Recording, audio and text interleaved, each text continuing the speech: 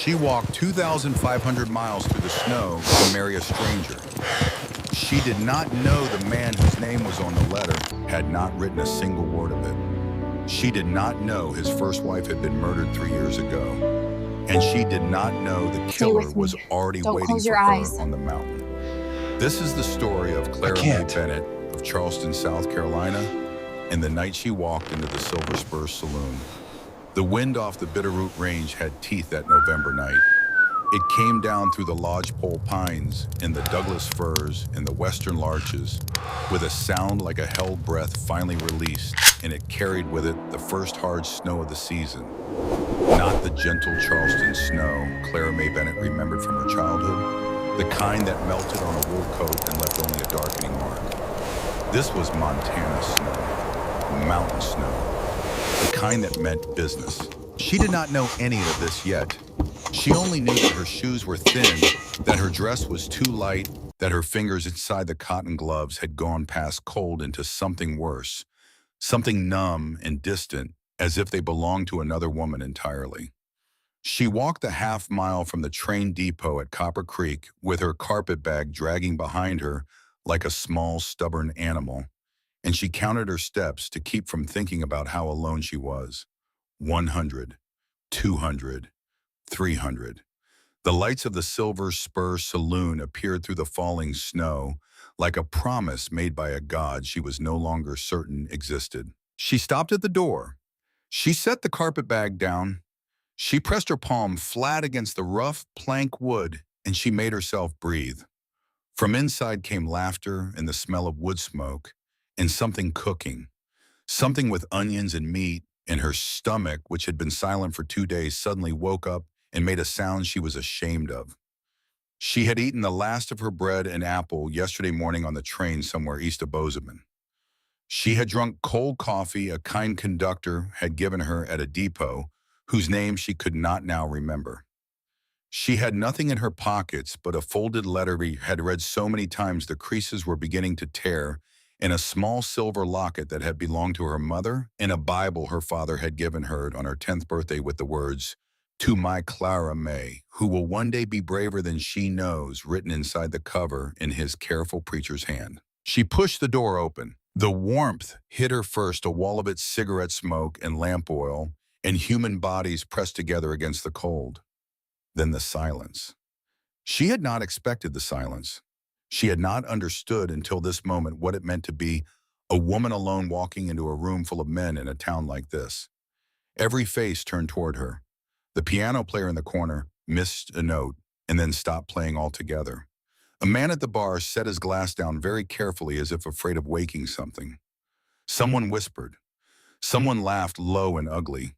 Clara May kept her chin lifted the way her father had taught her, but inside her chest, her heart was a small, frantic bird beating against the cage of her ribs. She walked to the bar. She set the carpet bag at her feet. She looked up at the bartender, a heavy man with red whiskers and small, careful eyes, and she said the words she had practiced all the way down the snowy road from the depot. "Sir, I have no money. But if there is any food in the kitchen that would otherwise be thrown away, any leftovers at all, I would be willing to wash dishes until dawn to earn them. I have not eaten in 2 days. I am not asking for charity. I am asking for work." The bartender stared at her. For a long moment, she thought he might say something kind. Then his mouth twisted into a smile that was not a smile at all, and he opened his mouth to speak, and Clara May Bennett braced herself for the first of what she expected to be many cruelties. But the voice that came was not his. It came from the darkest corner of the saloon, from a table she had not noticed when she walked in, and it was deep and slow and quiet as a river running under ice. It said, "Ma'am, you come over here and sit down with us. My supper is still untouched, and it would be a poor sort of insult to let it go cold." Clara May turned. 3 men were standing up from the corner table. They stood up at the same time with the same unhurried movement, and for one strange dreaming moment, she thought her exhausted eyes were seeing triple. Then she understood. They were not 3 images of one man. They were 3 men who looked like one man, triplets. Each of them well over 6 feet tall, each of them wide through the shoulders in the way of men who had spent their lives doing work that broke smaller men, each of them with the same chestnut brown hair, shot through with sun, the same sharp cheekbones, the same steady whiskey-colored eyes. They wore deer-hide coats and worn leather boots, and they carried themselves like they belonged to the mountains and the mountains belonged to them. The one who had spoken stepped forward. He was the one with a thin, pale scar running through his left eyebrow. An old scar, the kind earned a long time ago and made peace with. He moved past her to the door which she had left open in her shock, and he closed it gently against the wind. Then he came back and he did something that no man had done for Clara May Bennett in 6 years. He took off his own coat, his heavy deer-hide coat that smelled of pine smoke and leather and snow, and he draped it over her small, shaking shoulders without a word. "Come on now, ma'am," he said. "Soup's hot." She let herself be led to the table. She did not think she could have refused if she had wanted to. Her legs were shaking, and her vision was beginning to swim at the edges from hunger and cold, and the great rolling exhaustion of 9 days of train travel and 6 years of grief and one terrible October decision that had brought her 2,500 miles from the only home she had ever known. The middle brother, who moved with the coiled stillness of a man who had once been a soldier, pulled out a chair for her with a roughness that was somehow gentle. The youngest, the one whose face was the softest of the three, signaled to the bartender for another bowl of stew and a fresh round of cornbread. "My name is Eli Hartwell," said the man with the scar through his eyebrow. He sat down across from her so she could see his face in the lamplight. "These are my brothers. Jed is the one looking like he wants to fight someone. Wyatt is the one trying to pretend he isn't worried about you." Wyatt smiled at her, shy and warm. Jed grunted something that might have been a greeting and looked away toward the window. "I am Clara May Bennett," she said. Her voice came out smaller than she wanted. She tried again.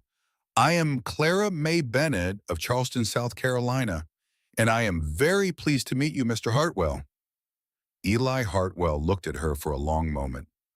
Something moved behind his whiskey-colored eyes, something she could not read, something that looked almost like recognition, as if he had been expecting her without knowing he was expecting her, as if the door of the Silver Spur Saloon had opened tonight on a meeting that had been written somewhere in a book none of them had read. The stew arrived. Clara May looked down at it. Steam rose into her face and her eyes filled with tears she absolutely refused to shed in front of these strange, enormous gentlemen. She picked up the spoon. Her hand was shaking so badly she could not bring it to her mouth. She set the spoon down and folded her hands in her lap, and she closed her eyes and she said very quietly the grace her father had taught her when she was 4 years old. When she opened her eyes, all three brothers were watching her, and the youngest one, Wyatt, had taken off his hat. She ate slowly. She made herself eat slowly because she knew from a winter in Charleston, after her parents had died, what happened to a starving body that ate too fast. The stew was thick and dark and full of venison and turnips and onions cooked down soft. The cornbread was warm. The coffee they brought her was bitter and strong and the most beautiful thing she had ever tasted. She ate and she did not speak, and the three brothers did not press her.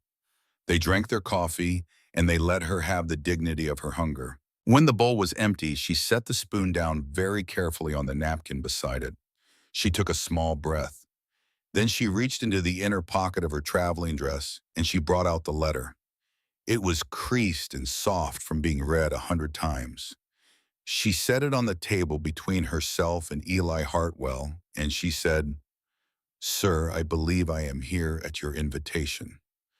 Eli looked at the letter. He did not pick it up. He did not need to.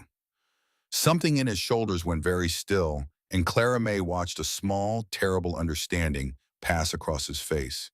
He looked up at his brothers. Wyatt would not meet his eyes. Wyatt was suddenly extremely interested in his coffee cup. Eli closed his own eyes, just for a moment. Then he opened them and he looked at Clara May with an expression of such quiet, wretched honesty that she felt her heart turn over in her chest. "Miss Bennett," he said, "I owe you the truth, and I owe it to you right now before another minute passes. I did not write that letter. The world tilted. Clara May heard herself say very calmly, I beg your pardon. I did not write it. My brother Wyatt wrote it. He wrote it 3 months ago without my knowledge. He used my name because I am the eldest and because the advertisement needed a name to answer to. He did it because. Eli stopped. He looked at his brother.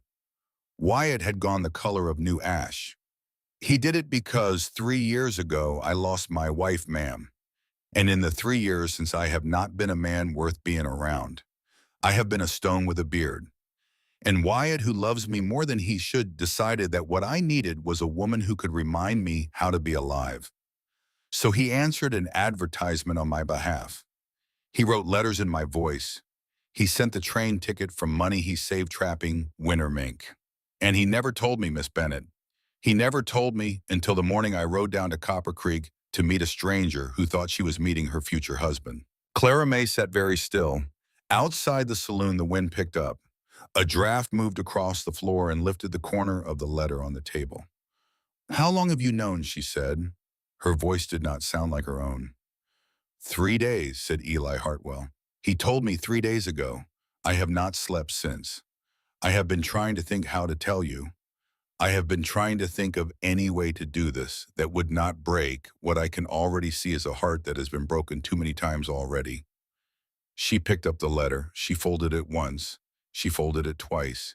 She put it back into the inner pocket of her dress against her chest, the way she had carried it for the 9 days of the train ride, the way she had carried it for 6 weeks before that, the way she had pressed her hand against it through the cotton of her dress, whenever she had been afraid, which was always.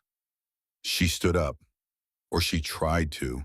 Her legs would not quite hold her. She set her palm flat against the table, and she pushed herself upright by force of will. The deer hide coat slipped from her shoulders. Wyatt caught it before it hit the floor, and he stood up too, and his eyes were wet, and he was opening his mouth to apologize, and Clara May held up one small ungloved hand and stopped him. Mr. Hartwell, she said. She was looking at Wyatt now, the youngest brother, the one who had written the letter that had carried her 2,500 miles across a country she had never seen. Please do not apologize to me. I think you did a kind thing for a brother you love. I think you did it the only way you knew how. The fault is not yours. The fault is mine for being a woman foolish enough to believe that a stranger's words on a piece of paper could be the same thing as a home. She turned to Eli. Mr. Hartwell, the eldest, I will repay the cost of the train ticket. I do not know how and I do not know when, but I am the daughter of a Methodist preacher, and I do not take charity that I cannot return. If you will tell me where to send the money, I will send it the moment I have it. Until then, I will trouble you no further. I thank you for the supper. It was the kindest meal I have eaten in 6 years. She picked up her carpet bag. The handle was wet from the snow it had dragged through. She turned toward the door of the Silver Spur Saloon, and she took one step and then another. Her plan, such as it was, had collapsed into nothing in the space of 2 minutes. She did not know where she would go. She knew only that she would not sit at this table 1 second longer than her dignity allowed. And her dignity, which was the only thing she had carried unbroken from Charleston, was telling her to leave now before the tears that were rising in her throat could make a fool of her in front of these 3 strange, enormous, gentle men. She was 3 steps from the door when Eli Hartwell said, Miss Bennett, stop. She did not stop. He said it again louder. Miss Bennett, stop, please. She stopped. She did not turn around. She could not. If she turned around, she would weep, and she had decided in the year her parents died that she would never weep in front of a man again as long as she lived. She heard him stand up. She heard him cross the floor of the saloon, slow and deliberate, and the room was watching them now. Every man in the Silver Spur was watching this woman in the navy blue traveling dress, and this giant of a mountain man in his shirt sleeves, and Clara May could feel the weight of all those eyes, and she did not care. She did not care about any of them. She only wanted to be outside in the snow, where no one would see her face. Eli Hartwell stopped beside her. He did not touch her.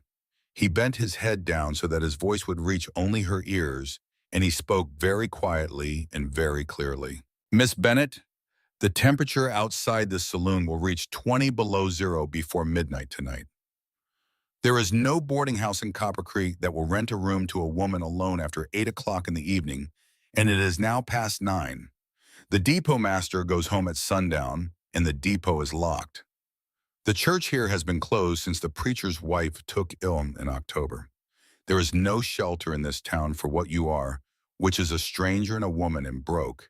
If you walk out that door tonight, ma'am, with all the strength I have, I am telling you, you will not see the sun come up tomorrow.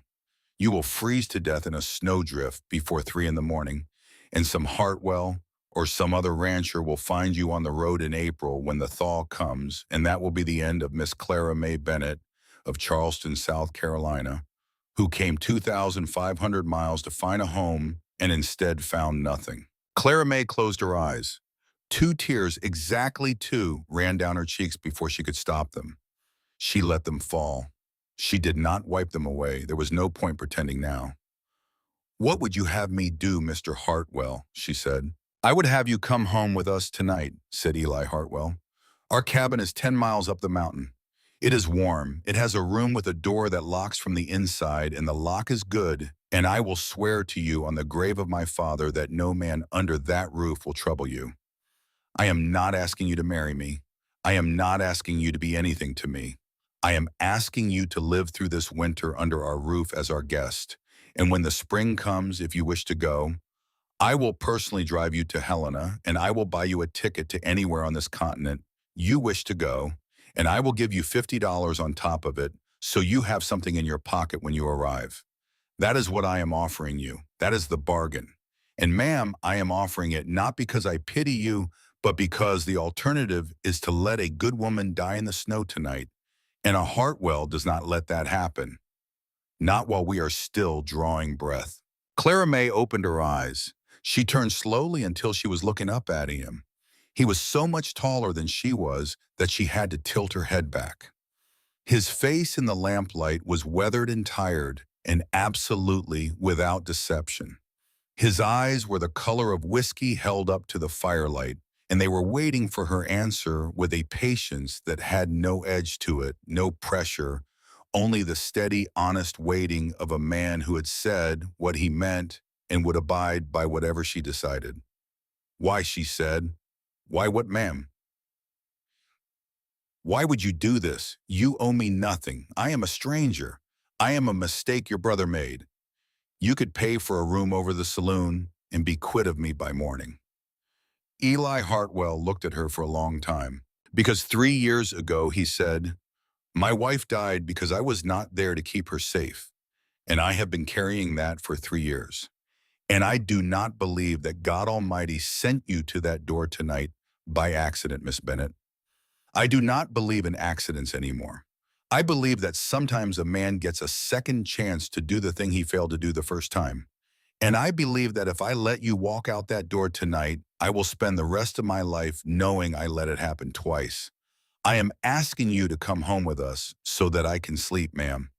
As much as I am asking for your sake, I am asking for mine. Clara May Bennett, daughter of the late Reverend Thomas Bennett of Charleston, South Carolina, looked into the face of Eli Hartwell of Black Pine Hollow, Montana territory, and she saw a man telling her the truth. She nodded. It was the smallest of nods. It was the size of a sparrow. But Eli Hartwell saw it, and something in his shoulders eased a fraction, and he turned and looked back at his brothers, and Wyatt was already standing up and putting on his coat, and Jed was already moving toward the door to bring the wagon around. All right then, said Eli Hartwell. Let's get you home, Miss Bennett. The word home did something to her chest that she would not understand for many weeks to come. She would never forget the ride up the mountain that night.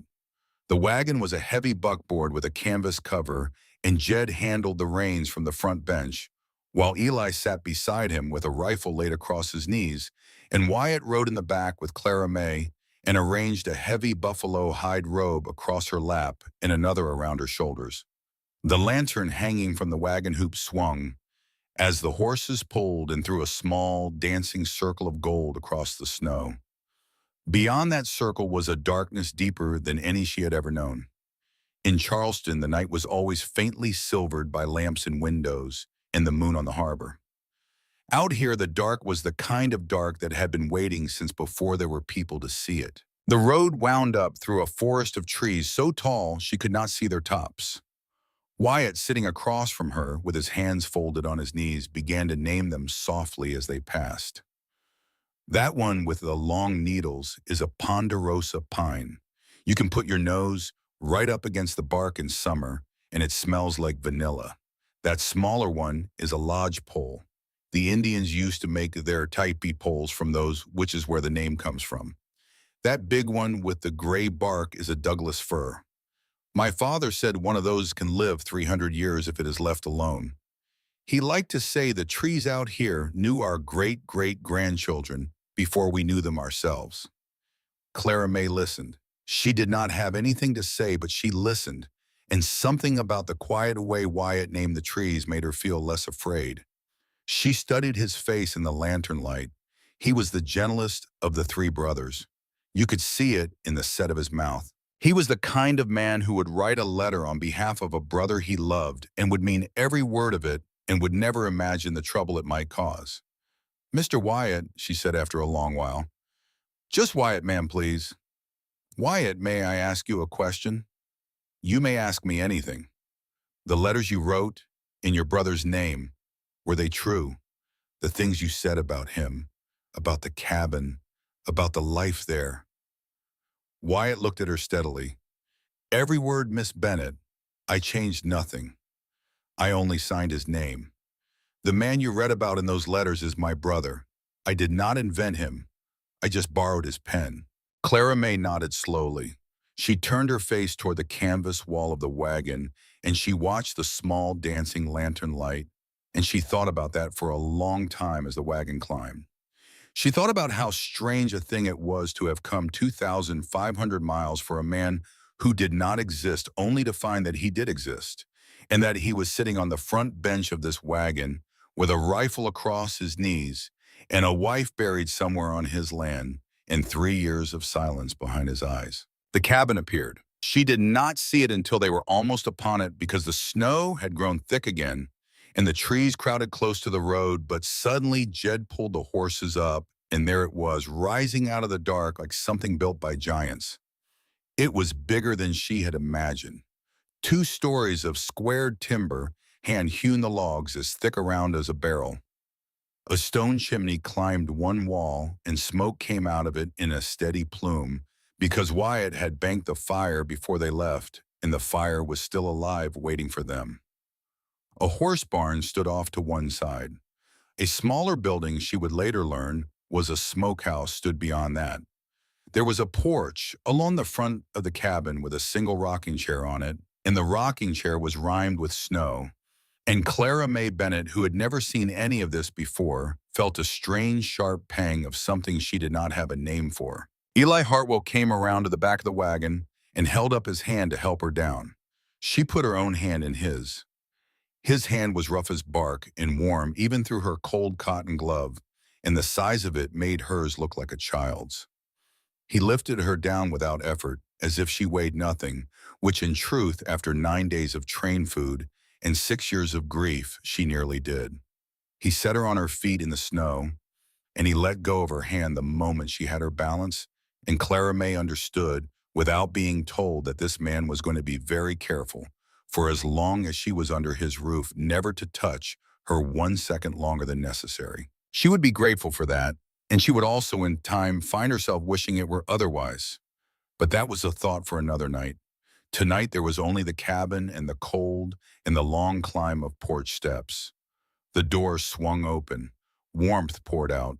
She stepped across the threshold of Black Pine Hollow for the first time, and she stopped and she stared. The cabin was nothing she had been prepared for. She had expected a rough trapper's hut. She had expected dirt floors and animal skins and a single rough table. What she saw instead was a great long room with wide pine plank floors swept clean, a massive stone hearth at one end with a fire burning low and red, two stuffed chairs and a carved settle pulled close to the heat, a long oak table with 8 chairs, each chair turned at the same angle, the kind of order that spoke of men who lived alone but did not live like animals. A kitchen at the other end with a black iron cook stove, copper pots hanging from a rack overhead, a barrel of flour, a barrel of cornmeal, strings of dried herbs and onions hanging from the rafters, a staircase climbing one wall to a second floor, and books. Along the wall opposite the hearth from floor to ceiling books, hundreds of them. More books than she had seen anywhere in Copper Creek, more books than were in the Charleston library her father used to take her to as a child. She walked toward the shelves without realizing she was walking. She stopped in front of them. She read the titles in the firelight. Shakespeare, the complete plays in a worn red binding, Walt Whitman, Charles Dickens, Sir Walter Scott, a King James Bible, a Greek New Testament, Homer in translation, and below it, Homer in the original Greek. And on the lowest shelf in a cracked leather binding, a single, small, thick volume that made her breath catch. She crouched down. She touched the spine with one finger. Plutarch's Lives in Latin. She was not aware that she had spoken until she heard her own voice say very quietly, ad astra per aspera. The cabin behind her went still. All three brothers had turned to look at her. Eli, who had been hanging his coat on the peg by the door, stopped with his hand still raised. Jed, who had been kneeling to add a log to the fire, paused with the wad in his hands. Wyatt, who had been carrying her carpet bag toward the foot of the stairs, set the bag down. "Miss Bennet," said Eli Hartwell. His voice was different now, very quiet, very careful. "Did you just speak Latin?" She stood up. She turned around. She felt the heat rising in her cheeks. "My father taught me," she said. "He was a preacher, but he had been educated at the seminary in Princeton, and he believed that the language of Caesar was not a thing that should belong only to men. He began my lessons when I was 6 years old. By the time I was 12, I could read Cicero. By the time I was 15, I could read Plutarch in the original. I am sorry, I should not have touched the book without permission." Eli Hartwell looked at her for a long moment. Then he crossed the room slowly, and he picked up the small, thick volume of Plutarch from the lowest shelf, and he placed it gently into her hands. "That book belonged to my father," he said.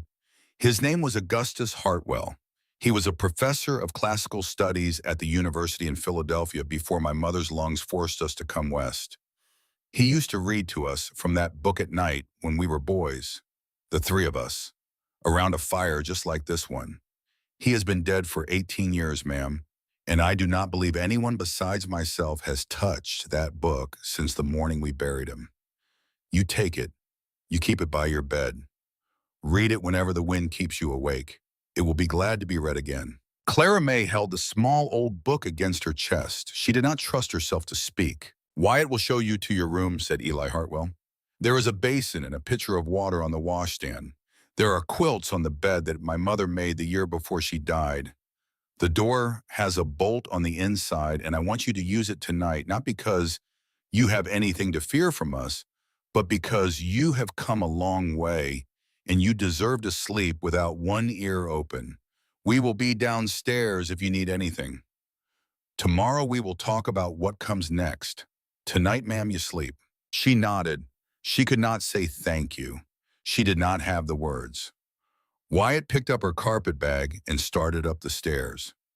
Clara May followed him, holding the Latin Plutarch against her chest like a shield, and at the top of the stairs she paused and looked back down into the great room. Eli Hartwell was standing where she had left him, in front of the bookshelves, watching her go. The firelight caught the side of his face and the scar through his eyebrow, and the gray that had begun just at the temples to thread through his chestnut hair. He looked for one strange, suspended moment, like a man who had been waiting a very long time for something he had stopped believing would come. Then he turned away, And the moment was gone, and Clara May followed Wyatt down the upstairs hall to the room that would be hers for the next 6 months. The room was small and clean, a narrow bed with a quilt of blue and white squares, a washstand, a small mirror, a single window looking out at the forest where the snow was now falling in the slow, steady way of snow that intended to stay. Wyatt set her carpet bag at the foot of the bed and lit the small oil lamp on the washstand and turned to go. At the door, he paused. "Miss Bennet," he said. "Yes, Wyatt. I am sorry, truly sorry. I did not mean to bring you all this way under false pretenses. But I want you to know something. I read every letter you sent in reply. I read them by this same firelight. And the woman who wrote those letters from was the kind of woman my brother needs, whether he knows it yet or not. And I am not sorry for that part. I will never be sorry for that part." Then he closed the door softly behind him, and Clara May was alone for the first time in 9 days. She set the Plutarch on the washstand. She walked to the door and she slid the bolt across, and the bolt was good, just as Eli had said, heavy iron, the kind of bolt a man builds when he means to keep a promise. She walked back to the bed. She sat down on the edge of it. She looked at her own reflection in the small mirror across the room, and she did not recognize the woman she saw. The woman in the mirror had hollow cheeks and frightened eyes in a navy blue traveling dress gone gray, with the dust of 9 days of trains and one terrible walk through the snow. The woman in the mirror was 22 years old and looked 30. Clara May lay down on the quilt without undressing. She curled onto her side. She pulled one of the heavy wool blankets up over her shoulders.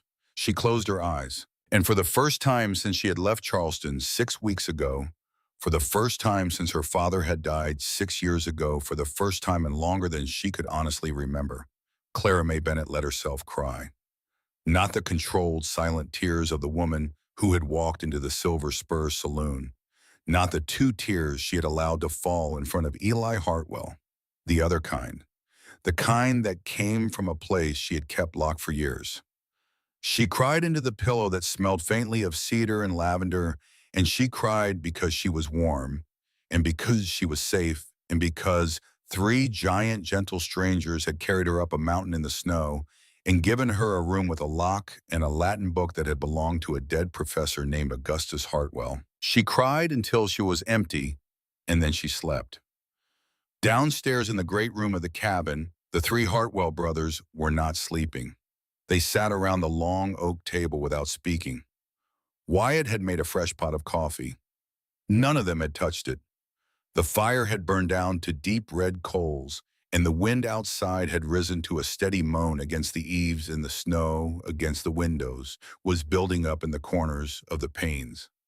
Finally, Jed, the middle brother, the one who had not spoken a word to Clara May the entire ride up the mountain, set down his coffee cup and looked at Eli. "Brother." "Yes, Jed. You know what you just brought into this house?" "I brought a guest, Jed, a guest who would have been dead by morning otherwise.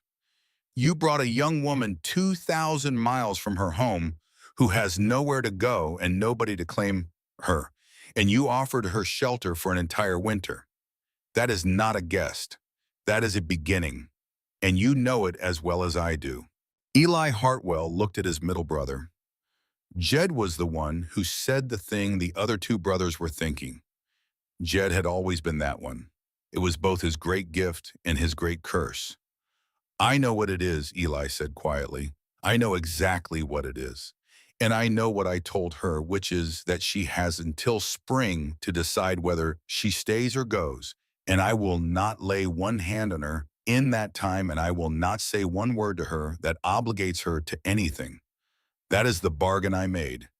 That is the bargain I will keep." "And after spring," said Jed. Eli Hartwell did not answer. Wyatt, the youngest, spoke up softly from his end of the table. "Did you see her face when she touched that Plutarch?" "I saw it," said Eli. "Did you see the way she said the Latin, like she was saying a prayer?" "I saw it, Wyatt. I have been writing letters in your name for 3 months, brother. I have been searching for the kind of woman who could walk into this cabin and not be afraid of what she found here. I read 60 replies before I read hers.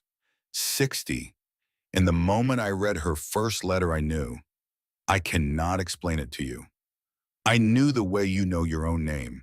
And tonight, when she walked through that door and went straight to the bookshelves like a woman coming home to a room she had never seen before, I knew it again. She is the one, Eli. Whatever that means. She is the one. Eli Hartwell put his face in his hands. I am not ready, Wyatt, he said into his palms. I am not ready to be ready. Sarah has been dead 3 years, and I have not learned how to be alive again, and I am scared of what it would mean to Trum. Wyatt looked at his older brother for a tongues. Brother, he said, I think being scared is exactly what it feels like when you are finally ready. The three of them sat in silence. The fire popped. The wind moaned. Somewhere upstairs, the woman they had brought home through the snow was sleeping for the first time in 9 days under a quilt that Eli Hartwell's mother had made before she died. Outside in the great dark forest of Black Pine Hollow, the snow kept falling. It fell on the cabin and on the barn and on the smokehouse and on the iron tracks of the train depot 10 miles down the mountain in Copper Creek. It fell on the rocking chair on the porch and on the wagon Jed had unhitched and on the dark patient horses now warm and dry in their stalls. It fell on the grave of Sarah Hartwell, which lay on a small rise behind the cabin, marked by a single river stone Eli had carved with his own hands. And 3 miles to the south, in a small, dry cave hollowed out of a limestone outcrop, a man in a wide-brimmed hat sat by a small, careful fire and cleaned a Colt revolver with a strip of oiled rag. His name was Silas Crane, and he had ridden 3 days from a railhead in Wyoming Territory on the strength of a telegram from a wealthy older man in Charleston, South Carolina. The telegram had been short. It had said only this: Bennett girl headed to Hartwell Brothers, Copper Creek, Montana. Stop, finish the Hartwell business, and bring her back. Stop double payment if both done by spring. Stop Crane. Silas Crane wiped the last of the oil from the barrel of the Colt. He held the revolver up to the firelight and turned it slowly so the metal caught the orange glow. He smiled just slightly, the smile of a man who had been waiting a long time for a particular kind of work and who now had it in front of him, and who was patient enough to enjoy the waiting, because the waiting was the part he liked best. He had been to Black Pine Hollow before. 3 years ago, in the autumn of 1879, he had ridden up the same road Jed Hartwell had just driven a wagon down, and he had stood on the same ridge where Wyatt Hartwell sometimes set his trap lines, and he had watched the same cabin from the cover of the same pines. He had done a particular piece of work that autumn, and he had been paid for it, and he had ridden away believing the matter closed. Now the matter had reopened.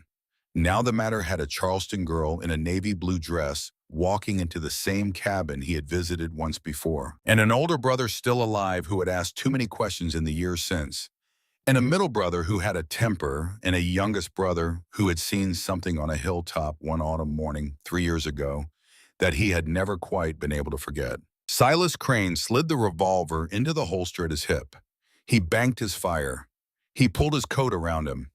He lay down with his hat over his eyes and his rifle within reach, and he began to think about the slow, careful, patient way he was going to take Black Pine Hollow apart from the inside, brother by brother, until there was nothing left of the Hartwell name but a girl in a navy blue dress on a southbound train riding home to a man in Charleston who had been waiting 6 weeks to see her face again. The wind moved through the pines. The snow kept falling.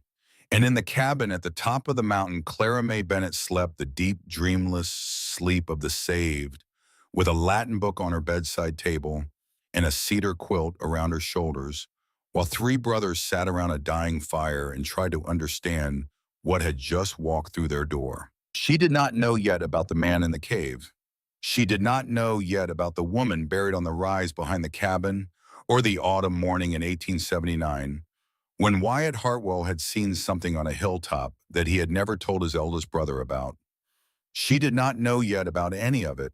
She only knew that she was warm and that she was safe, and that for the first time in 6 years, a man had looked at her across the table and seen her really seen her the way her father used to see her when she was a small girl reading Latin by candlelight in a Charleston parsonage before the fever came and took everything she had. The night was long.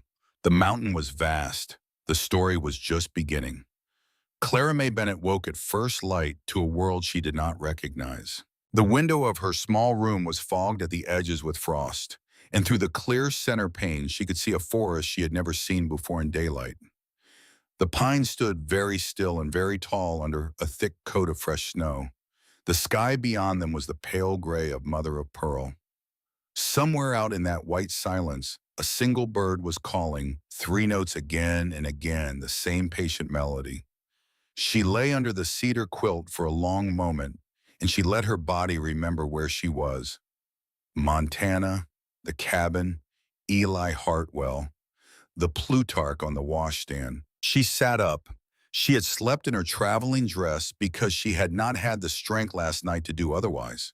Her hair had come loose from its pins. She rose and crossed to the small mirror, and she looked at herself, and the woman who looked back at her this morning was not quite the same hollow-eyed creature she had seen the night before. There was still exhaustion in the face, there was still grief, but there was also something else now, something small and steady, something that had not been there yesterday, a kind of returning. She washed her face from the basin. The water was cold enough to make her gasp. She unpinned the rest of her hair and brushed it out and rebraided it into the simple coronet her mother had taught her when she was 9 years old. She straightened the wrinkled navy dress as best she could, and she opened the small carpet bag and took out her one clean apron, a plain gray cotton thing she had brought because her father had told her once that an apron was the badge of a useful woman, and a useful woman was never unwelcome anywhere. She tied it around her waist. She slid the bolt back from the door. Then she went down the stairs. She smelled the coffee before she reached the bottom step. Coffee and bacon and something sweeter, something with cornmeal and molasses. The great room of the cabin was warm and golden in the early light. The fire had been built up. Wyatt Hartwell was at the iron cook stove with his sleeves rolled up to the elbow, a wooden spoon in one hand frying something in a heavy black skillet. He looked up when he heard her on the stair, and his whole face changed. "Miss Bennett, good morning. I did not expect you to be up so early." "My father was a preacher," she said. "Preachers and their daughters do not sleep past dawn. It is a law somewhere in Leviticus, I believe." It was the first joke she had made in 2 years. Wyatt smiled at her. He had a good smile. It was the kindest smile a younger brother gave to a sister he had always wanted and never had. He gestured to the long oak table. "Sit. Coffee is hot. Eli and Najed are out at the barn breaking ice on the trough. They will be in shortly. I am making cornmeal mush with bacon and a little molasses. It is poor man's breakfast, but it sticks to your ribs, and you look like a woman who needs something that sticks." Clara May did not sit. She walked to the cook stove instead, and she stood beside him, and she said very quietly, "Wyatt, I would be obliged if you would let me help. I cannot eat a meal cooked for me by a man whose only sin against me was kindness. Please, give me a task." Wyatt looked at her. He hesitated. Then he handed her the wooden spoon. "Stir," he said. "Slow circles. Keep it moving so it does not stick. I will set the table." She took the spoon. The mush in the skillet was thick and pale gold and steaming. She stirred it the way he had told her, the slow circles, watching the way the cornmeal moved around the wooden spoon, and a small thing happened inside her chest. She had not cooked at a stove that was not Aunt Hester's stove in 6 years. Aunt Hester's stove had been a battlefield. This stove was a kitchen. She heard the cabin door open behind her. She heard the sound of 2 pairs of boots stamping snow off in the entryway. She heard a low murmur of voices. Then she heard Eli Hartwell say very quietly, "Wyatt, is that her at the stove?" "It is, brother." Clara May did not turn around. She kept stirring. Her hand was perfectly steady. She listened to the silence behind her, the silence of 2 men who had walked into their own kitchen and found a small woman in a gray apron stirring their breakfast. And she felt the weight of that silence, and she understood with a quiet certainty that surprised her that something in the cabin had just shifted by a fraction of an inch, and that the shifting wasn't going to stop. "Good morning, Miss Bennet," said Eli Hartwell. "Good morning, Mr. Hartwell." "You did not have to." "I know I did not have to. That is why I did." He did not answer that. She heard him cross to the wash basin by the door, and she heard the splash of water as he rinsed his hands.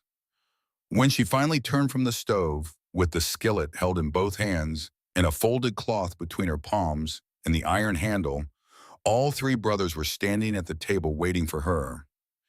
Eli was at the head of the table. Jed was at his right. Wyatt had set a fourth place at Eli's left. Her place. She set the skillet on the trivet in the middle of the table, and she sat down in the chair Wyatt had set for her, and Eli Hartwell bowed his head, and the three brothers folded their hands, and Clara May folded hers. "Lord," said Eli Hartwell, "we thank you for this food. We thank you for the hands that prepared it.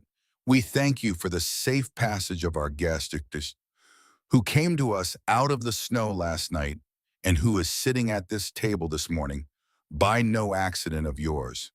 Bless this house. Bless the woman in it. Amen."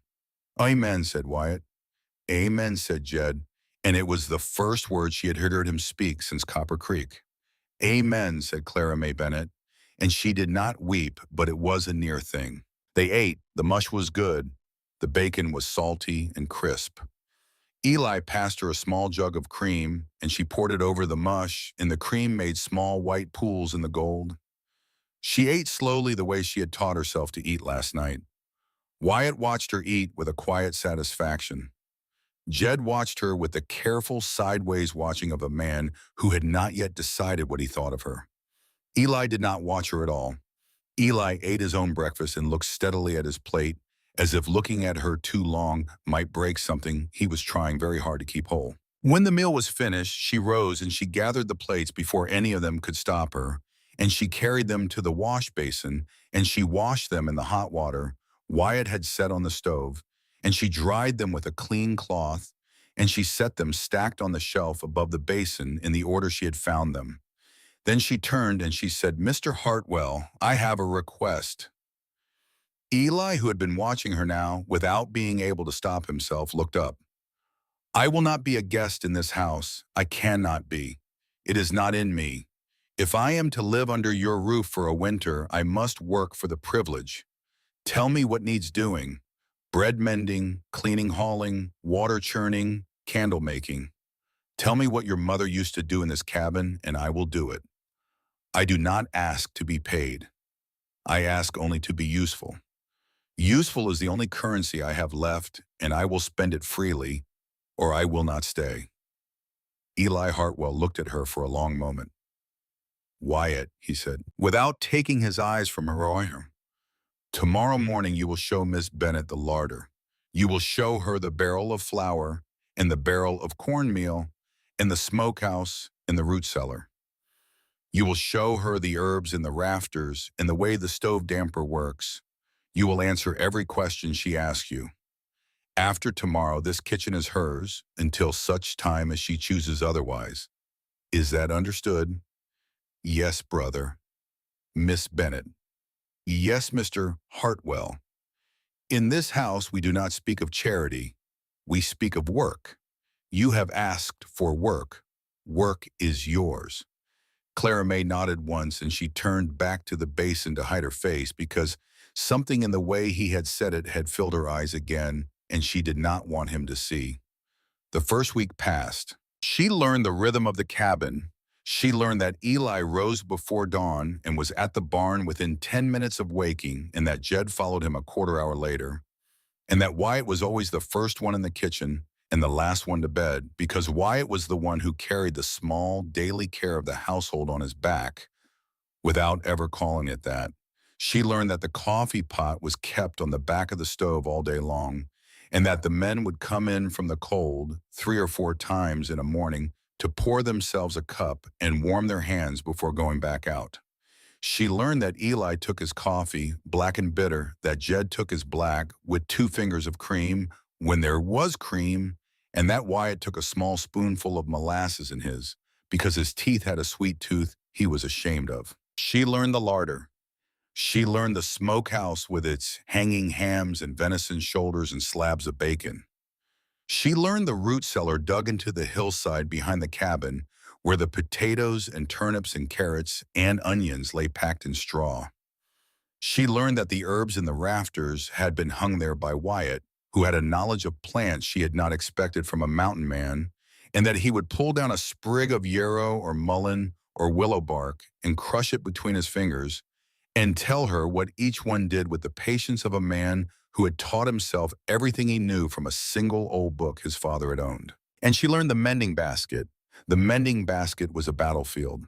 It sat by the fire in the great room, and it was overflowing with shirts that needed cuffs, trousers that needed knees, socks that needed heels, a wool coat with a torn pocket, a linen sheet with a long frayed tear. None of the brothers had touched it in months. Clara May took it on the second night, and she sat by the fire after supper, and she opened the small wooden sewing kit her mother had left her, and she began to mend. She mended a shirt of Eli's first. It was a heavy gray flannel with a frayed cuff and a missing button. She replaced the button with one from her own kit. She rebuilt the cuff with stitches so small and even they were almost invisible. She held the shirt up to the firelight when she was finished, and she examined her own work, and she felt for the first time in 6 years the small, honest pride of a thing well done. She set the shirt on the back of Eli's chair before she went up to bed. The next morning he found it. He picked it up. He examined the cuff in the morning light. He stood for a long moment at the foot of the stairs holding that gray flannel shirt with both hands, and Wyatt, who saw the whole thing from the kitchen, would later tell Clara May that he had not seen his older brother's face look like that in 3 full years. The second week began with snow. A great storm came in from the northwest and pinned the cabin under it for 4 days. The wind shook the eaves. Boys saved the surrounding palms. The horses in the barn stamped and whinnied, and Jed went out 3 times a day to bring them oats and break the ice on their water trough.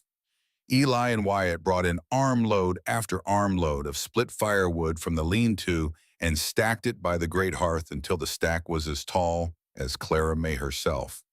The cabin grew warm and close and smelled of pine smoke and coffee and bread baking because Clara May was baking now every day 2 loaves of bread from the barrel of flour and a pan of cornbread besides. And the men ate it as fast as she could make it, and Wyatt told her on the 3rd day very seriously that he had not eaten bread this good since his mother died. In the long evenings of the storm, the 4 of them sat in the great room together. Eli would sit in the carved settle nearest the fire with a thick book of accounts on his knees working through the winter ledger. Jed would sit cross-legged on the rug cleaning his rifles, 3 of them in a row, with a small cloth and a bottle of oil. Wyatt would mend snowshoes or sharpen an axe or weave a small basket from strips of black ash he had cured the autumn before. And Clara May would sit in the chair across from Eli with her sewing in her lap, or with a small cracked Latin Plutarch open across her knees reading the lives of dead Romans by firelight. On the 3rd evening of the storm, she began to read aloud. She had not meant to. She had been reading the life of Cato the Younger, and she had come to a passage so beautifully written that she had whispered it to herself in Latin without thinking. And Eli Hartwell, sitting 6 feet away with his ledger forgotten, had said very quietly, "Read it aloud, ma'am, if you would. The Latin first, then the English." So she read. She read in the soft, careful Latin her father had taught her in the parsonage in Charleston when she was 10 years old, the long, rolling sentences of Plutarch's Greek translated into the Latin of a Renaissance scholar. And then she read it again in her own slow English, translating as she went. The fire popped. The wind moaned at the eaves. Jed had stopped cleaning his rifle. Wyatt had set down onto the basket he was weaving. All 3 brothers were listening to her with the still attention of men who had not been read to since their father had died, and Clara May read on the Latin, and then the English, the Latin, and then the English until her voice grew tired, and she closed the book gently and looked up. Eli Hartwell was looking at her. He was looking at her the way a man looks at a sunrise after a long night when he had not been sure the sun would rise at all. He was looking at her with an expression so naked that she was not sure he knew his face was making it. And then he caught himself, and he looked down at the ledger in his lap, and he said in a voice that did not quite belong to him, "Thank you, Miss Bennet. That was the finest hour I have spent in this room in 3 years." Clara May did not answer. She did not trust her voice. She rose and she set the Plutarch on the small table beside her chair, and she said goodnight, and she went up the stairs to her room. That night, for the first time, she did not slide the bolt across the door. She did not know why she did not slide it. She only knew that the bolt was no longer necessary. The lock that had been keeping her safe these past 2 weeks had not been the iron bolt on the door. It had been the word of Eli Hartwell, given freely on a snowy night in a saloon in Copper Creek. And that word was a thing more solid than iron. And she trusted it now the way she had once trusted her father's hand on her shoulder when she was a child. The third week brought the woodlot. Eli came in from the barn one morning with an axe in his hand and a question on his face. He stood in the doorway of the kitchen with the axe head resting on the floor between his boots, and he looked at Clara May, who was kneading bread dough on the oak table, and he said, "Miss Bennet, have you ever held an axe?" "No, Mr. Hartwell, I have not." "Would you like to learn?" She looked up from the dough. Flour was on her cheek.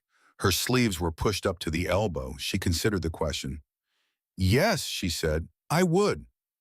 So that afternoon, when the bread was rising under a clean cloth and the stew for supper was simmering on the back of the stove, Eli Hartwell took her out behind the barn to the chopping block, and he handed her the smallest of the household axes, and he taught her to split kindling.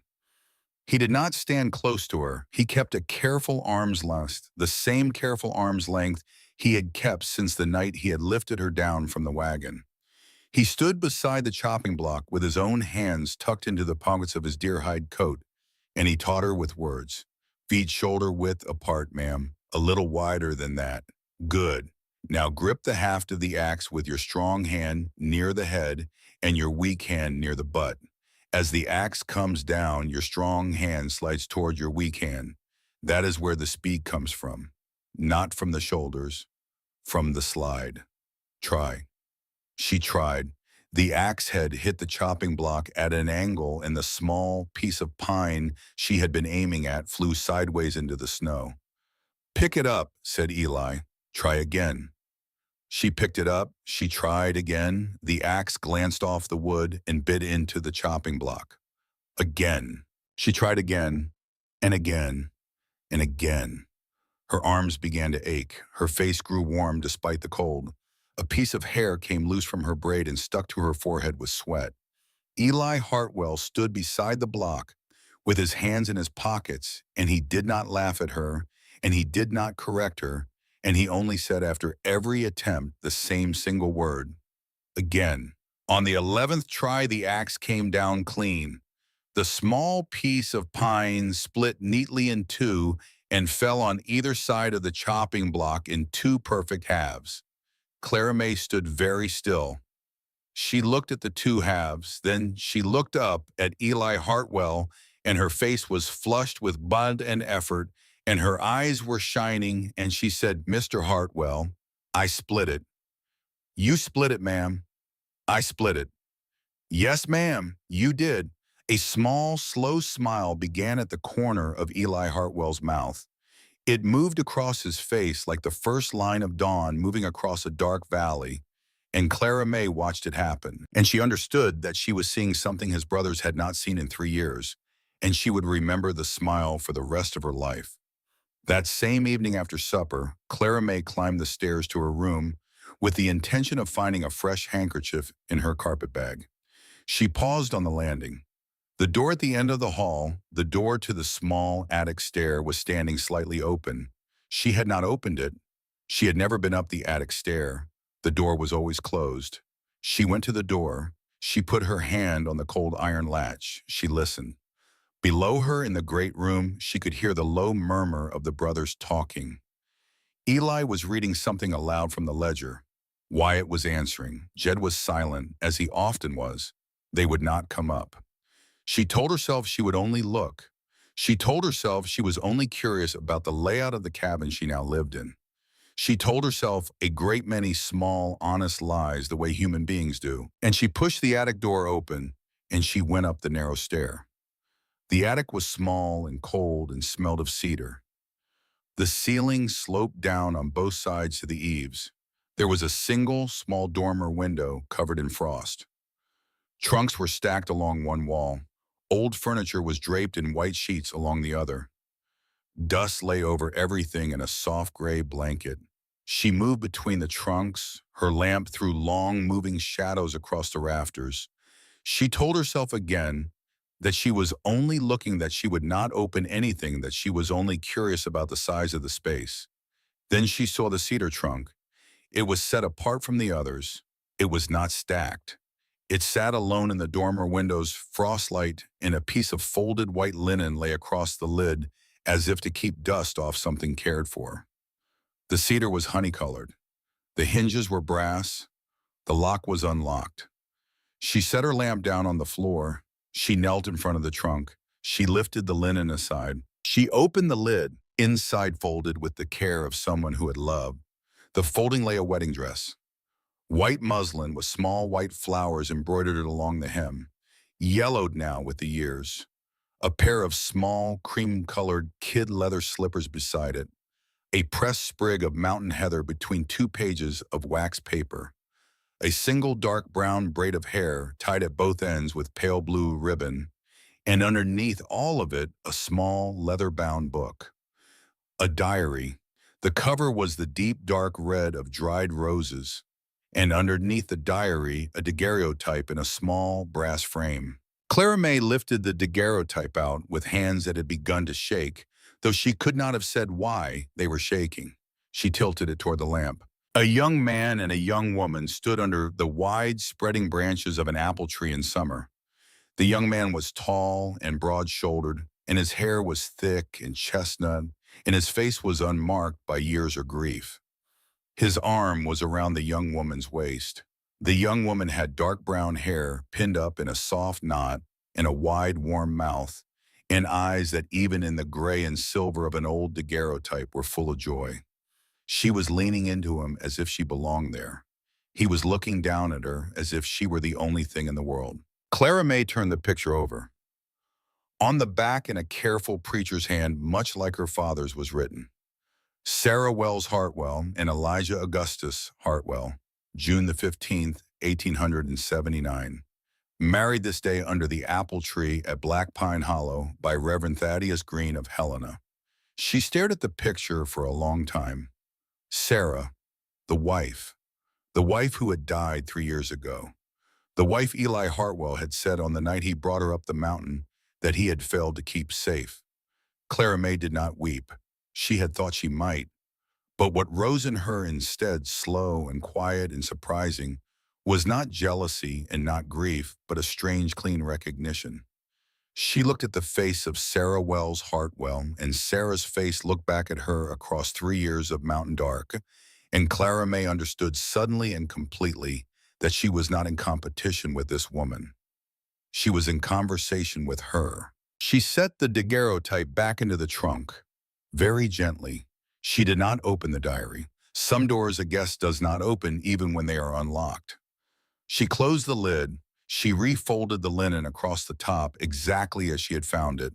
She picked up her lamp. Then, standing alone in the cold attic, she said aloud very quietly to a woman who had been dead 3 years and could not hear her, Sarah, I am sorry I came up here. I am sorry I touched what was yours. I want you to know that I am not here to take anything from you. I am only here for 1 winter. He still belongs to you. I see that he still belongs to you. Whatever I can be for him while I am under this roof, I will be, but I will never ask him to forget. I promise you that. From one woman to another, I promise. She went back down the attic stairs. She closed the door behind her. She returned to her room and she lay down on the bed without undressing, and she stared at the ceiling for a long time before she finally slept. The 4th week brought the note on the fence post. Jed found it.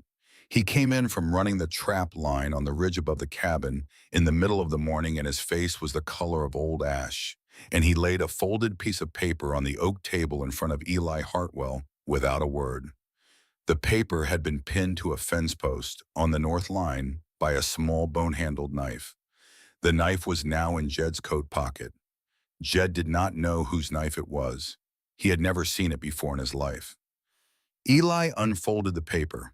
The handwriting was bad, the kind of bad that comes from a man who can write but does not read for pleasure. The note said this: "Send the Charleston girl back south or I will come and take her myself. A friend of Hester Bennett." Eli read it twice. He folded it once. He looked up at Clara May, who was at the kitchen table rolling out biscuit dough, and his face was so calm that she knew at once that something terrible had just walked into the cabin. "Miss Bennett, sit down. I have to tell you something." She sat. He set the note in front of her. She read it. Her face went the color of the biscuit dough. "Aunt Hester," she said. "She would not. She does not have the money. She does not know anyone in Montana." "Tell me about her," said Eli Hartwell. "Tell me everything, the full story, from the beginning. Everything you have not told us yet, now." So Clara May told them. She told them about her father, the Reverend Thomas Bennett, who had died of yellow fever in the Charleston epidemic of 1876 when she was 16. She told them about her mother, Margaret Bennett, who had died of the same fever 3 weeks later. She told them about the funeral in the small, empty parsonage and the way the deacons of the church had divided up her father's library among themselves and left her with nothing but the Bible and the Plutarch, which her father had once told her would be hers if anything ever happened to him. She told them about Aunt Hester Bennett, her father's older sister, who had taken her in not out of love, but out of duty, and who had given her a narrow bed in an unheated room and 3 meals a day and 6 years of unpaid labor in exchange. She told them about scrubbing floors and hauling water and washing the linens of Aunt Hester's boarders, and about the calluses that had grown on the hands that had once played the small pump organ in her father's church. And then she told them about Mortimer Crane. Mortimer Crane was a Charleston liquor merchant, 61 years old, 3 times a widower. He had begun visiting Aunt Hester's parlor in the summer of this year. He had begun looking at Clara May over Aunt Hester's china teacups in a way that made her stomach turn over.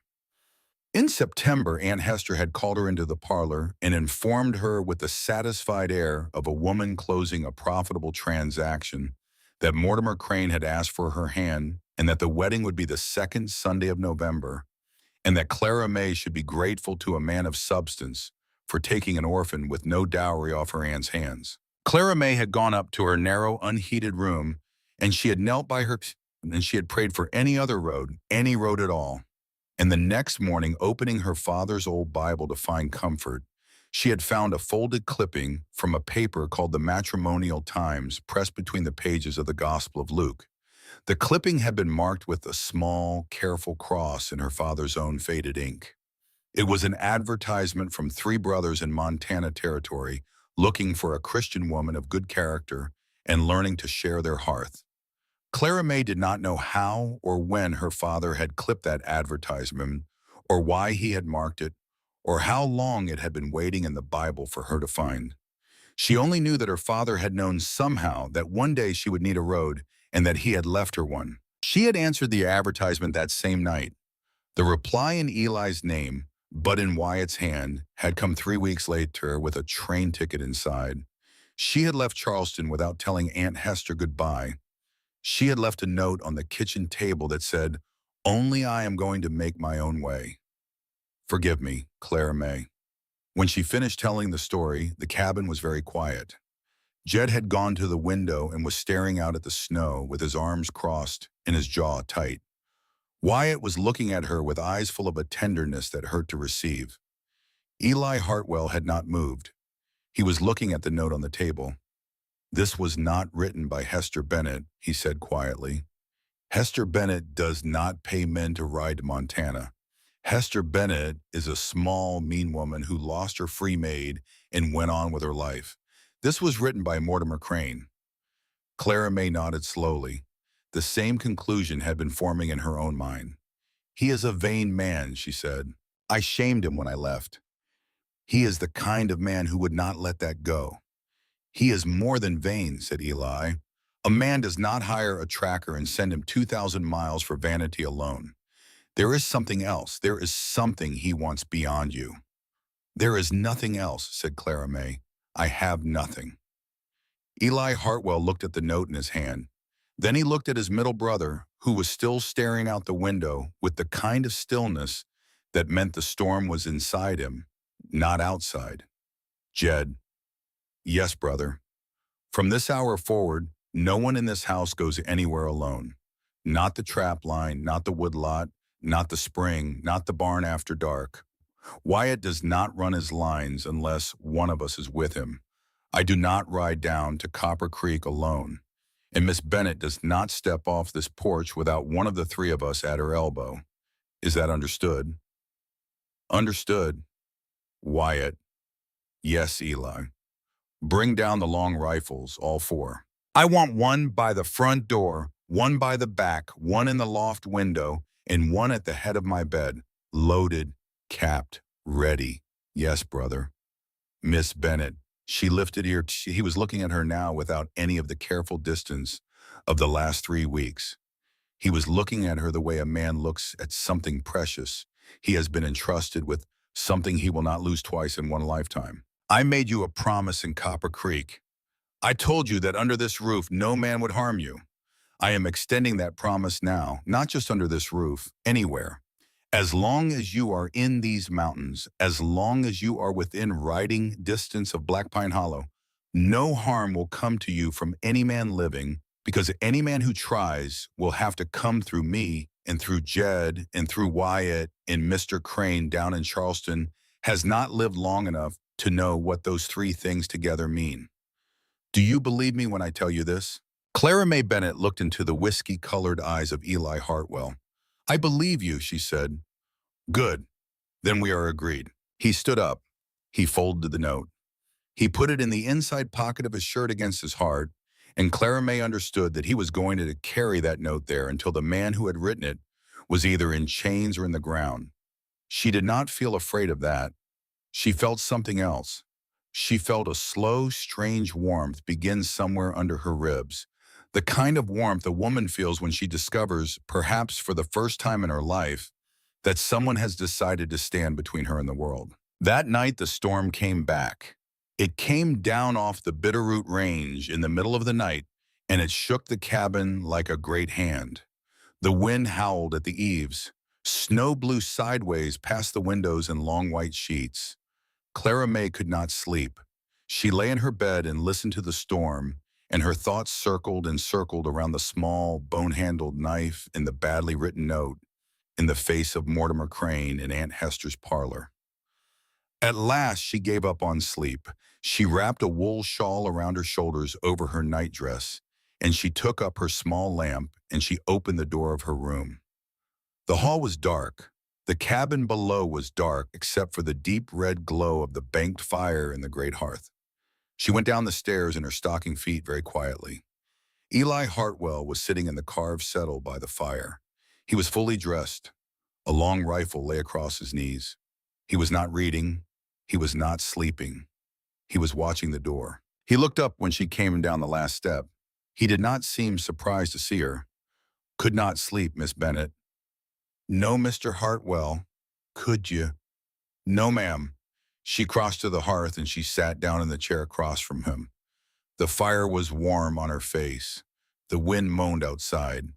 Neither of them spoke for a long time. They sat in the deep red firelight and they listened to the storm together, and there was a kind of company in the silence that was better than any words she could have offered him. After a while, he said very quietly, looking at the fire and not at her, Miss Bennett, yes. I owe you an apology. For what? For dragging you into all of this. The note, the man on the ridge, whatever is coming. When you walked into the Silver Spur Saloon last night, the right thing to do would have been to put you in a wagon to Helena the next morning and put $100 in your hand and send you back east to a city where men like Mortimer Crane do not hire trackers. But I did not do that. I asked you to come home with us. I told myself it was because you would freeze. And that was true. But it was not the whole truth. The whole truth is that for the first time in 3 years, this cabin did not feel like a tomb when you walked into it. And I was selfish. I wanted you to stay. And now you are in danger because of my selfishness. And I do not know how to forgive myself for that.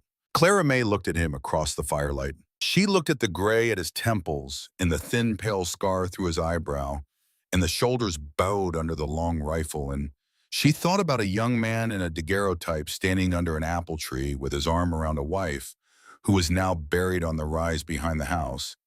And she thought about a Charleston parsonage and a Bible with a clipping pressed between the pages of Luke.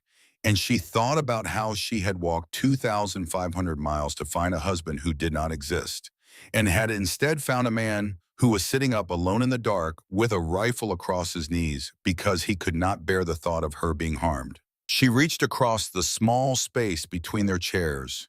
She put her hand on his hand. His hand was huge and rough and warm. He went very still. He did not pull away. He did not move at all. He looked down at the place where her small white hand rested on the back of his great scarred one, and Clara May watched his face in the firelight, and she saw something move behind his eyes that she did not have a name for, and she did not need a name for it.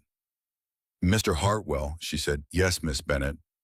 I came 2,500 miles to a man who did not write a letter. I am very glad to have come." He did not answer in words. He turned his hand over slowly, the way a man might turn a page in a book he was afraid of tearing, and he closed his fingers gently around hers, and he held her hand in his by the dying fire, while the wind moaned at the eaves of the cabin, and they sat like that for a long time without speaking. When she finally rose to go back to her room, neither of them said goodnight. There was no need. Some things are better not named in the moment they happen because the naming makes them smaller than they are. She climbed the stairs in the dark. She lay down on the cedar quilt. She closed her eyes. For the first time in her life, Clara May Bennet went to sleep with the knowledge that somewhere in the same house, a man was sitting awake by a dying fire with a rifle across his knees, and that he was sitting there because of her, and that she was in some quiet new way she did not yet fully understand, no longer alone in the world. 3 miles south, in a small, dry cave hollowed out of a limestone outcrop, a man named Silas Crane lay awake in his bedroll and listened to the same storm. He had been watching the cabin for 4 days now, from a high ridge to the southwest, and he had counted the brothers and the woman, and he had noted the pattern of the chores and the timing of the trap lines, and he had begun to make a list in the careful small handwriting of a man who took his work seriously. The list had 4 names on it.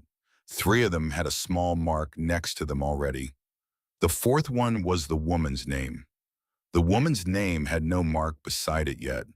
It only had 2 words written after it in the same small, careful hand. Last. Alive. The morning Wyatt Hartwell did not come home was a clear morning. That was the part Clara May would remember for the rest of her life. Not the storms of the days before, not the long dark of the days after. The morning itself was clear. The sky over the Bitterroot Range was a high, cold blue, the kind of blue you only saw in Montana in the deep heart of winter, and the sun had come up over the eastern ridge with a thin, pale light that made the snow on the pines glitter like crushed glass. It was the kind of morning that made a person believe nothing bad could possibly happen. Wyatt had gone out to check the trap line on the south slope at first light. He had taken his rifle the way Eli had ordered, and he had told Clara May as he pulled on his deer hide coat at the door that he would be back by noon, and that he expected her to have a pot of coffee waiting and a slice of the molasses bread she had baked the day before. He had smiled at her. He had touched the brim of his hat. He had stepped out onto the porch and gone down the steps, and the snow had crunched under his boots, and the door had closed behind him. Noon came and went. Clara May did not say anything at first. She set the table for the midday meal, and she put the coffee on the back of the stove, and she sliced the molasses bread, and she covered it with a clean cloth to keep it warm. Eli came in from the barn at 12:15. Jed came in at 12:20. The two of them sat down at the long oak table, and they took off their hats, and they looked at the empty fourth chair, and they looked at the door, and Eli Hartwell did not pick up his fork. "What time did he leave?" he said.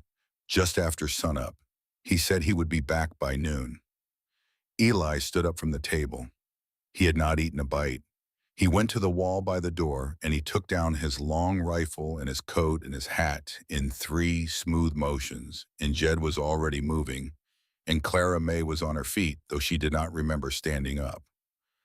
"I am going with you," she said. "You are not, ma'am. You are staying in this cabin with the door bolted and the loft rifle loaded and the window shutters closed. Jed and I will find him. He has probably caught a fox in a leg trap and is having trouble freeing it. He has probably broken a snowshoe and is walking back slow. He has probably stopped at the South Spring to water the dog and lost track of the time. There are 100 reasons a man is late on a trap line, Miss Bennett, and 99 of them are not what you are thinking. Stay here. Do as I ask, please." She did not argue. She nodded once. She watched the two brothers go out the door and down the porch steps and across the snow toward the south slope. And she watched until they disappeared into the trees, and then she closed the cabin door, and she slid the great iron bolt across, and she went to the window by the hearth, and she sat down to wait. She waited 2 hours. In those 2 hours, she did not move from the window. She did not pick up her sewing.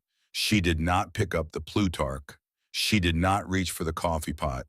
She sat in the carved chair by the window with her hands folded in her lap, and she watched the snow and the trees, and she prayed, and she was not certain anymore which God she was praying to, only that her father had taught her once that God listened to a frightened heart, whether the heart called him by the right name or not. At 2:30 in the afternoon, she saw a movement at the tree line. She was on her feet before she understood what she was seeing. She ran to the door, and she threw the bolt back, and she pulled the door open, and the cold rushed in over her like water, and she saw Jed Hartwell coming up the path through the snow with his brother in his arms. Wyatt was hanging in his middle brother's grip the way a sack of grain hangs from the shoulder of a man carrying it home. His head had fallen back against Jed's chest. His arms swung loose. The front of his deer hide coat was wet and dark, and the dark had spread down across his trousers and was dripping in slow, heavy drops onto the snow with every step Jed took.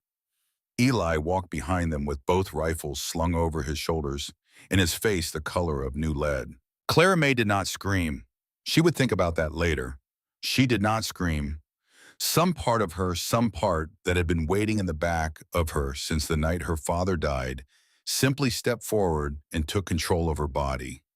She ran out into the snow in her stocking feet, and she met them at the bottom of the porch steps, and she said to Jed in a voice she had never used before, "Bring him to the long table now.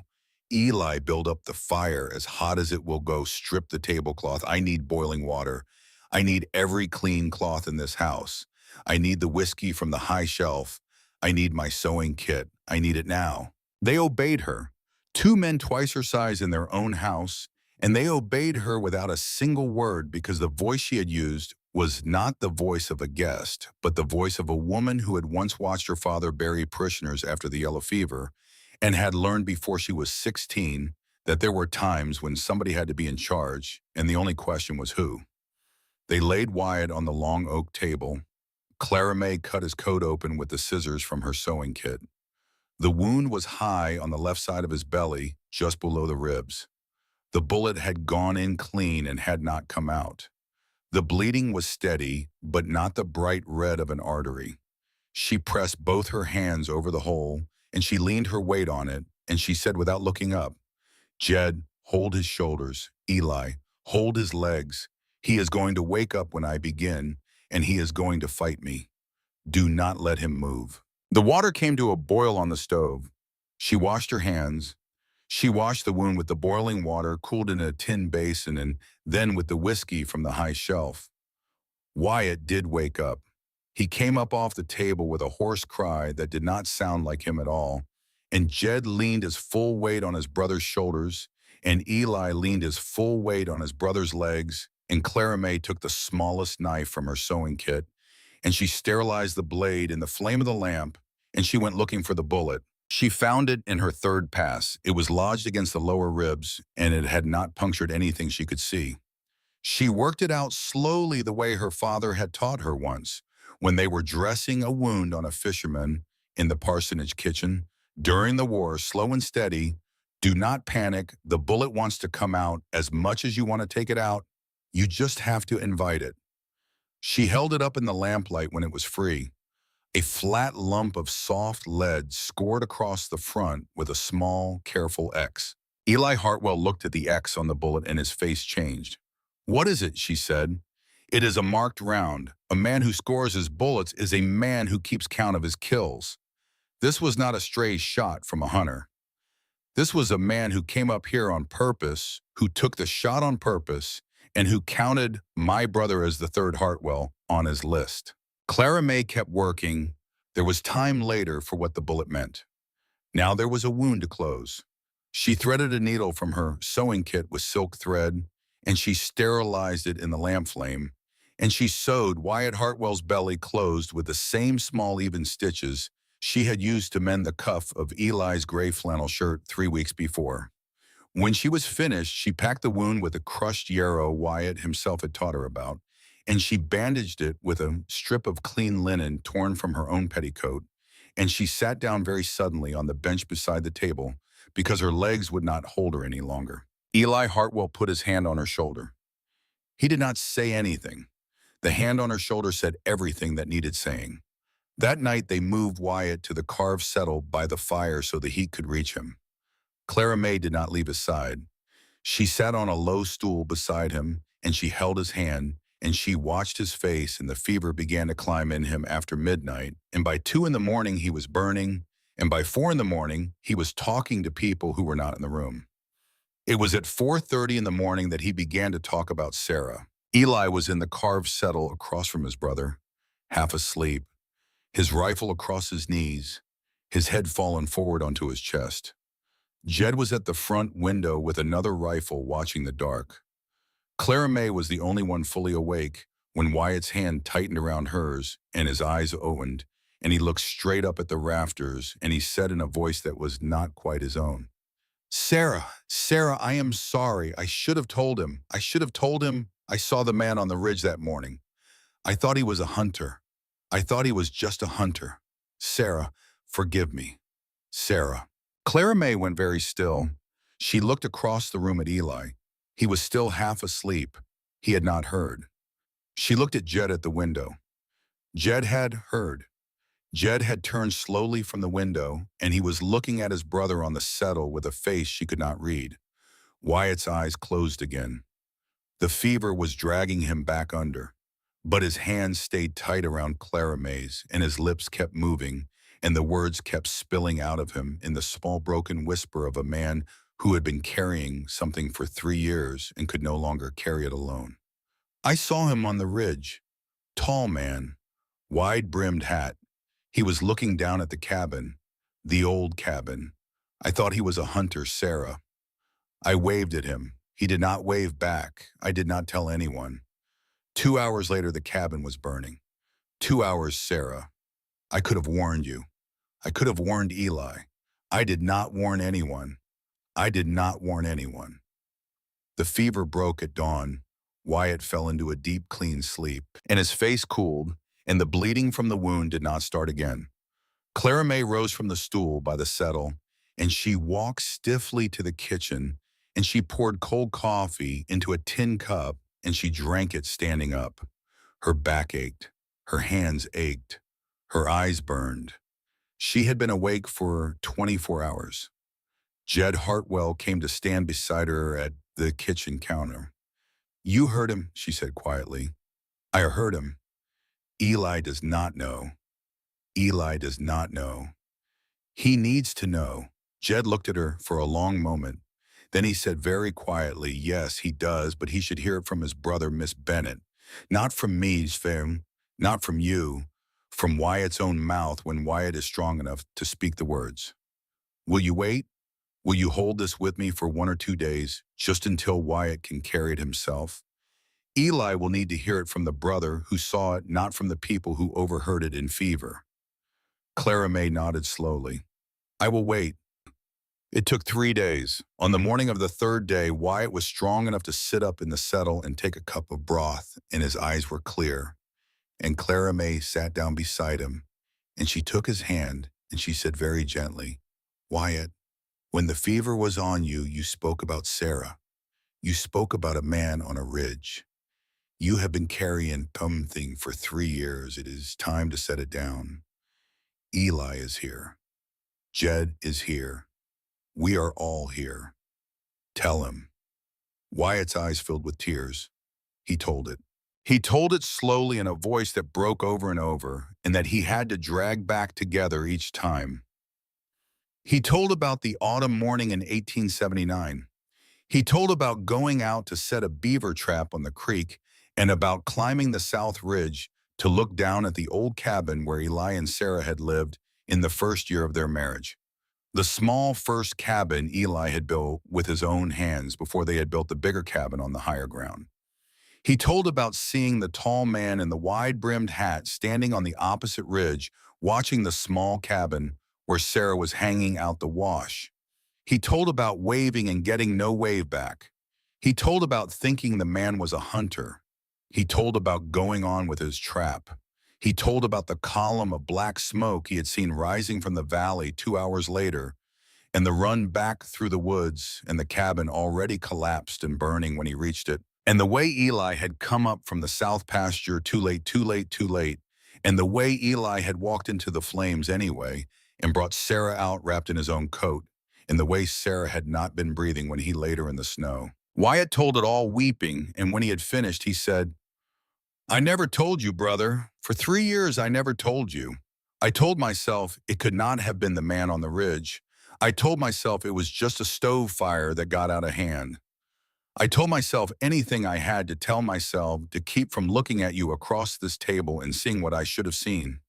I am sorry. I am so sorry. I should have told you the day it happened. Eli Hartwell sat very still. The cabin was so quiet, Clara May could hear the small ticking of cooling iron in the cook stove on the other side of the room. The fire popped once. Outside, a soft new snow had begun to fall against the windows. Eli did not move. He looked at his youngest brother with an expression that was not anger and not grief and not anything she could put a name to. It was the face of a man who had been told 3 years too late that the worst thing that had ever happened to him had not been an accident. Eli stood up. He walked to his brother on the settle.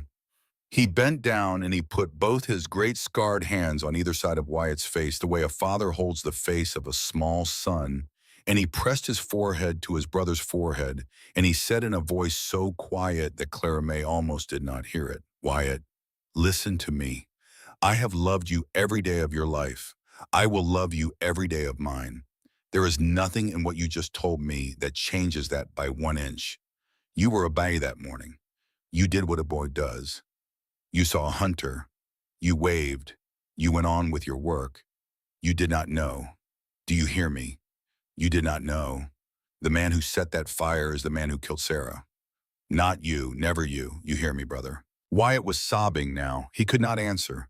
He could only nod against his brother's forehead. Eli held him like that for a long minute. Then he straightened. He turned. He walked to the door.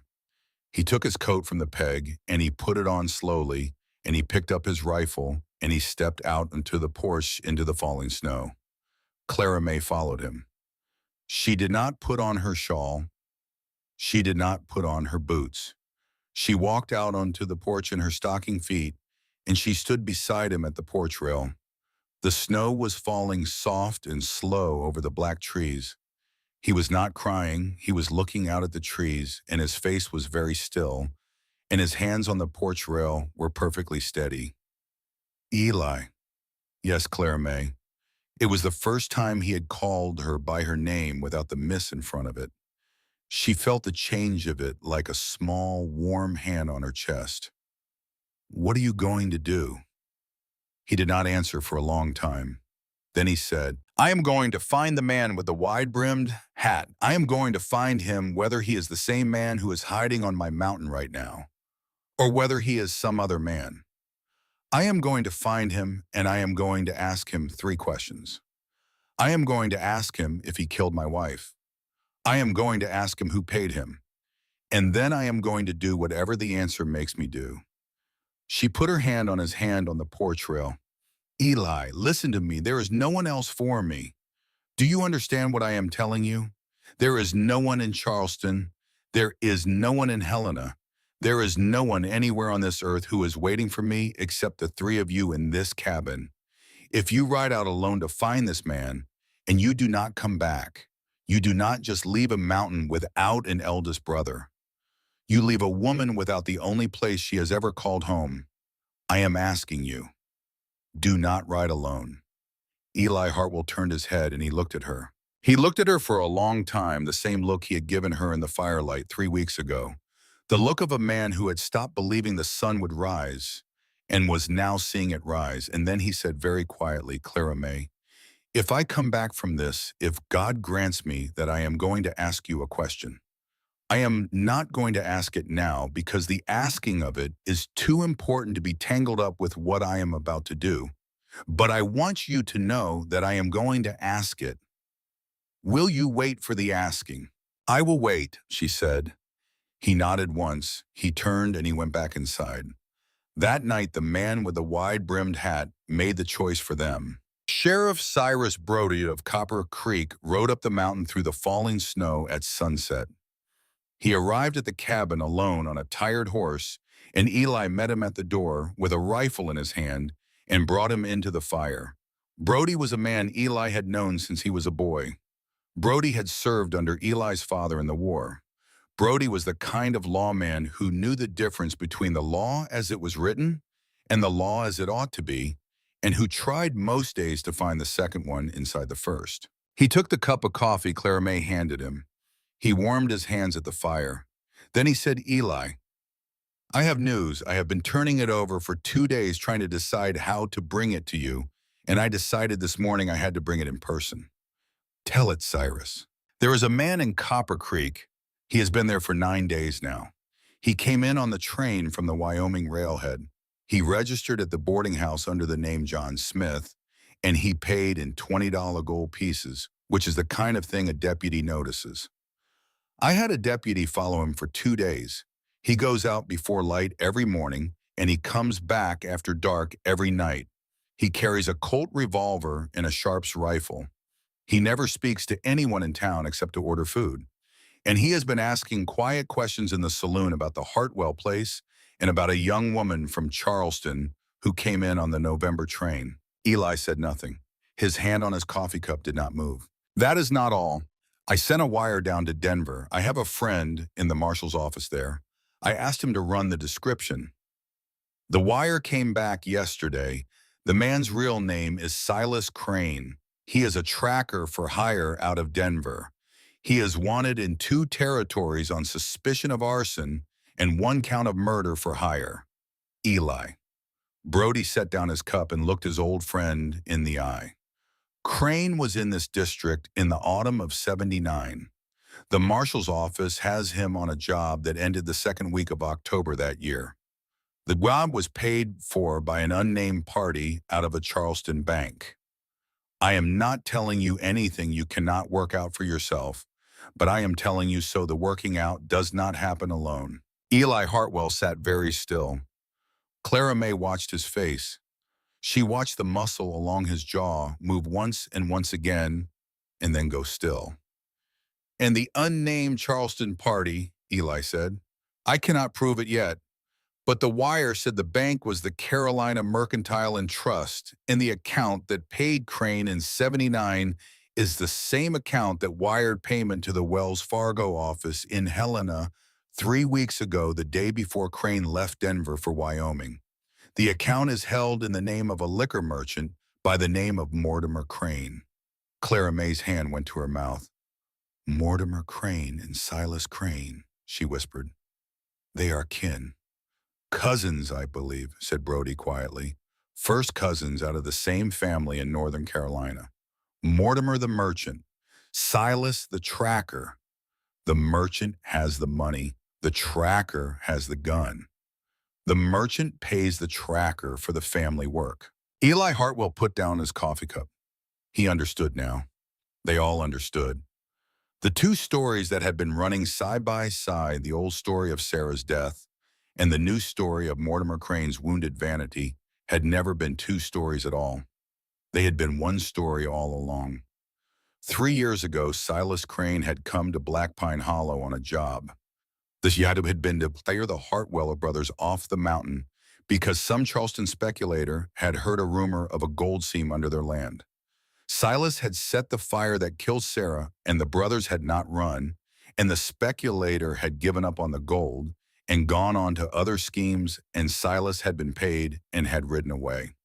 Now, 3 years later, the same Charleston man had a different reason to want the Hartwell brothers dead. Now there was a girl who had shamed him, a girl who had run 2,500 miles into the arms of the same brothers who had once cost him his gold. And the same tracker was still alive, and the same tracker was happy to do the family work for the family rate.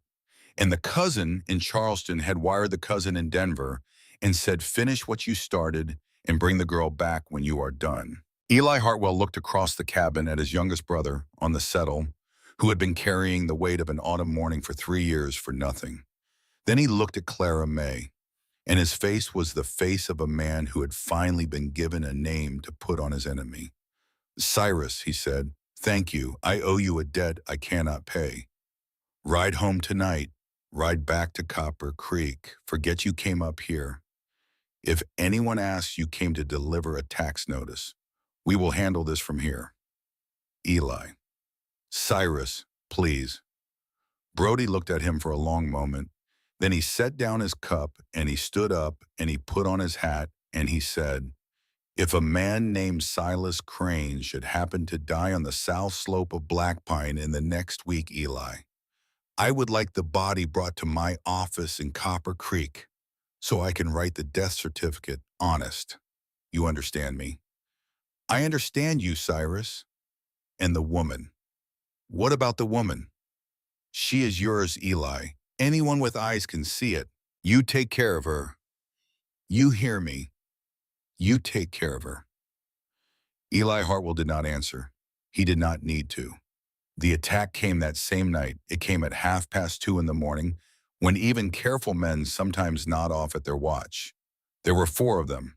Silas Crane had hired 3 men out of a saloon in the Wyoming railhead and brought them up the mountain on borrowed horses, and the 4 of them came in on foot through the new snow with their rifles wrapped in canvas to keep the cold off the actions, and they meant to put the cabin in a crossfire from 3 sides, while Crane himself took the back door.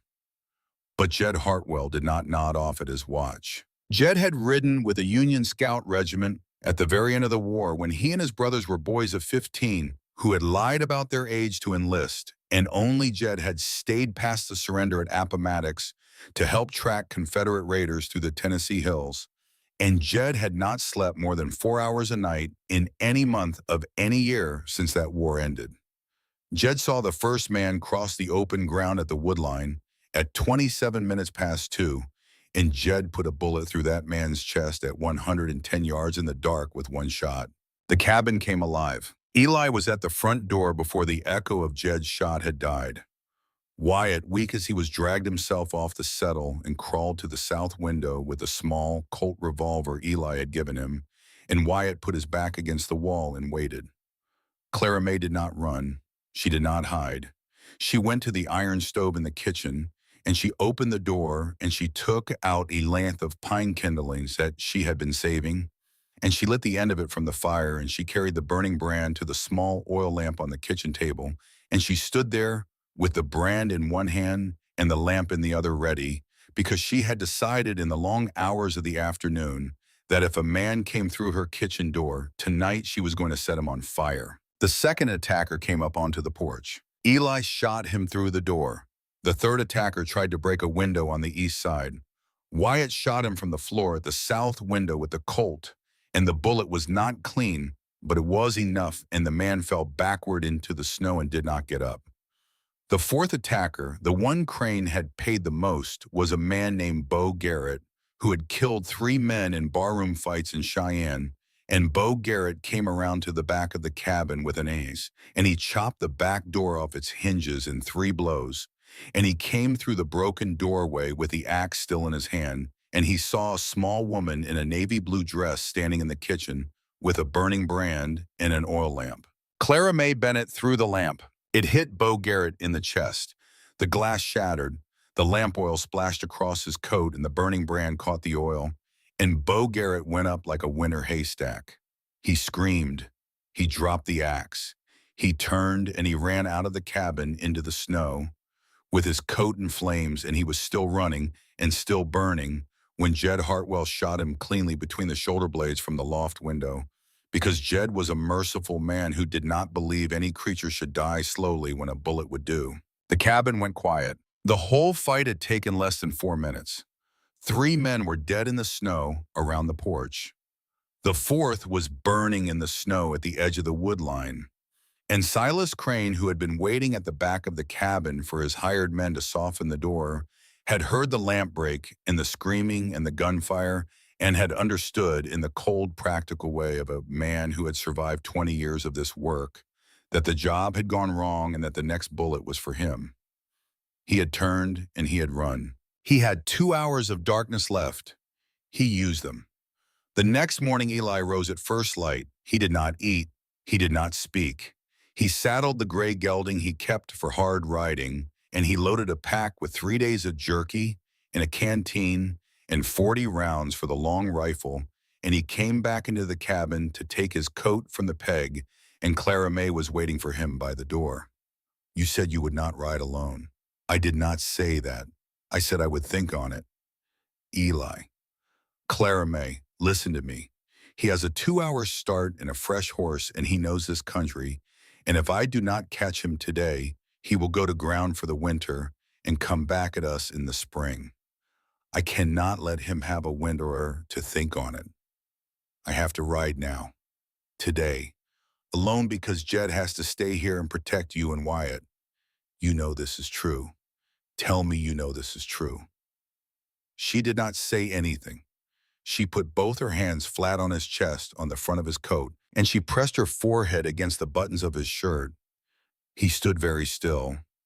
After a moment, his great arms came up and he closed them around her, and he held her against him for the first time in the 5 weeks she had been in his house, and she felt the steady pounding of his heart against her cheek, and she heard him say very quietly into her hair the words he had promised on the porch. "Clara May, will you marry me when I come back? Will you be my wife?" "Yes," she said into his coat. "Yes, yes, come back to me. I will come back. Promise me, Eli." A Hartwell keeps his word. He kissed the top of her head, just the top of her head, just once, and then he turned and he walked out of the cabin and down the porch steps, and he swung up onto the gray gelding, and he rode south into the snow with a long rifle across his back and the morning sun rising at his left shoulder. And Clara May stood in the open doorway and watched him go until he was a small, dark shape against the white, and then a smaller shape, and then nothing at all. He was gone for 2 days. In those 2 days, Clara May did not sleep more than a handful of hours. Wyatt's wound began to heal cleanly. Jed kept the rifles loaded and walked the perimeter of the cabin every 2 hours through the night. The snow stopped falling. The temperature dropped. The world was very quiet and very white. On the second night, Clara May could bear it no longer. She went to the barn at first light of the third day. She saddled the small bay mare Wyatt had taught her to handle. She slid an old shotgun of Wyatt's into the saddle scabbard. She came back into the cabin and she put on her warmest wool dress and Eli's spare deer hide coat over it, the coat that smelled like him, and she pulled on the boots Wyatt had cut down to her size, and she went to the door. Jed was waiting for her at the door. "You are going after him." "I am." "You cannot." "Jed, step aside." "Miss Bennett, I cannot let you ride out into that country alone. You will die out there, and I cannot leave Wyatt undefended to ride with you. So either you stay or you do not go."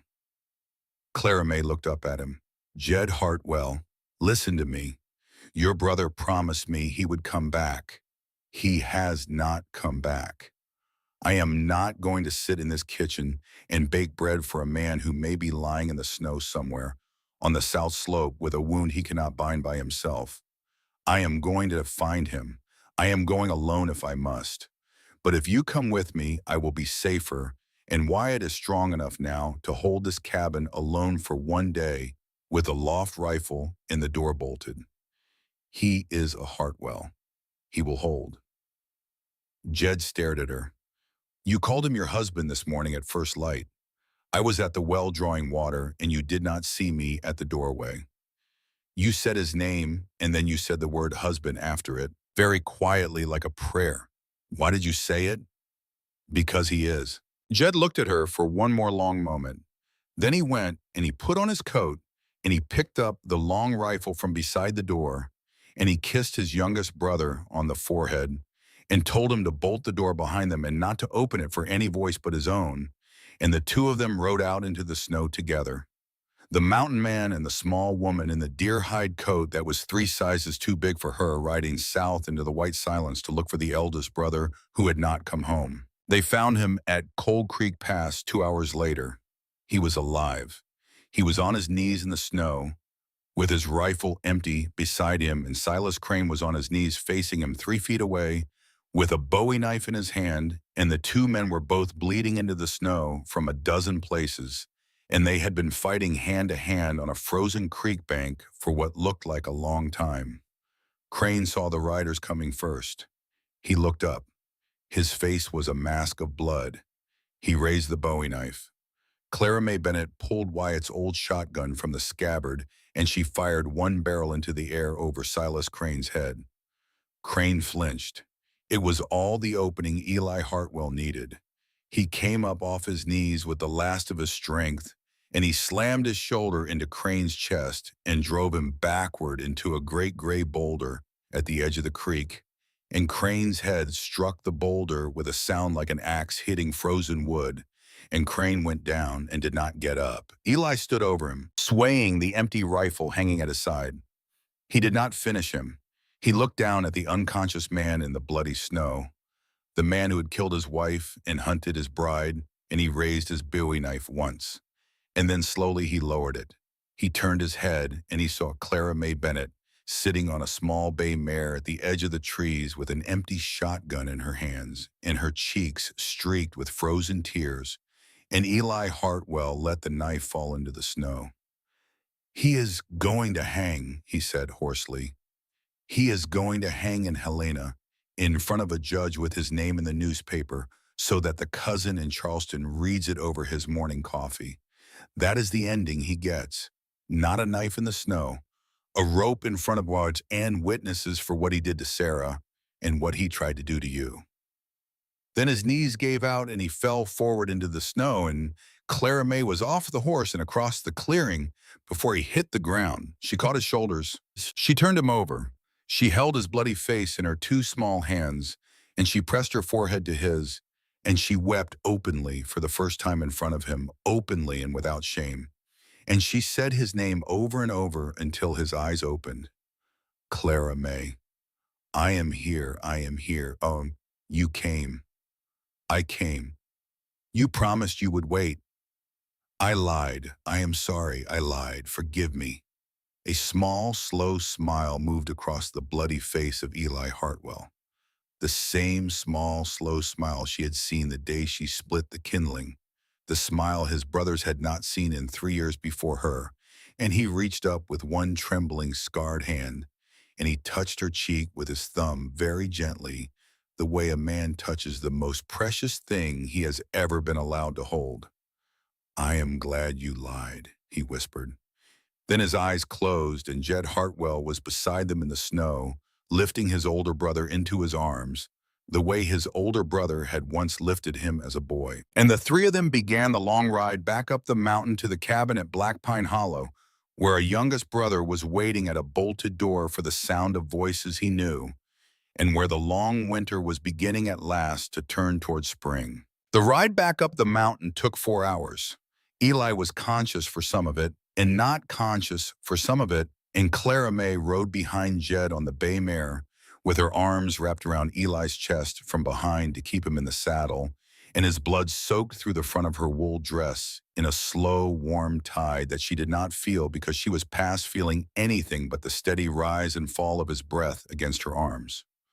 When they reached the cabin, Wyatt was already on the porch with the door open and the long table cleared and the water boiling on the stove because Jed had fired 3 signal shots from the South Ridge an hour out, and Wyatt had known what they meant. They laid Eli on the long oak table for the second time in a week. Clara May did not even take off her coat. She rolled up her sleeves and she washed her hands in the basin and she went to work. There was a knife wound across his ribs that had bled a great deal, but had stopped on its own in the cold. There was a deeper wound in his left thigh where Crane had gone in with the Bowie knife and missed the artery by less than a finger's width. There was a swelling at the back of his head from where his skull had struck the frozen creek bank during the fight.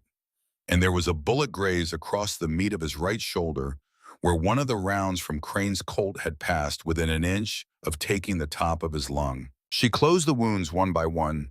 She used the same silk thread and the same small, steady stitches.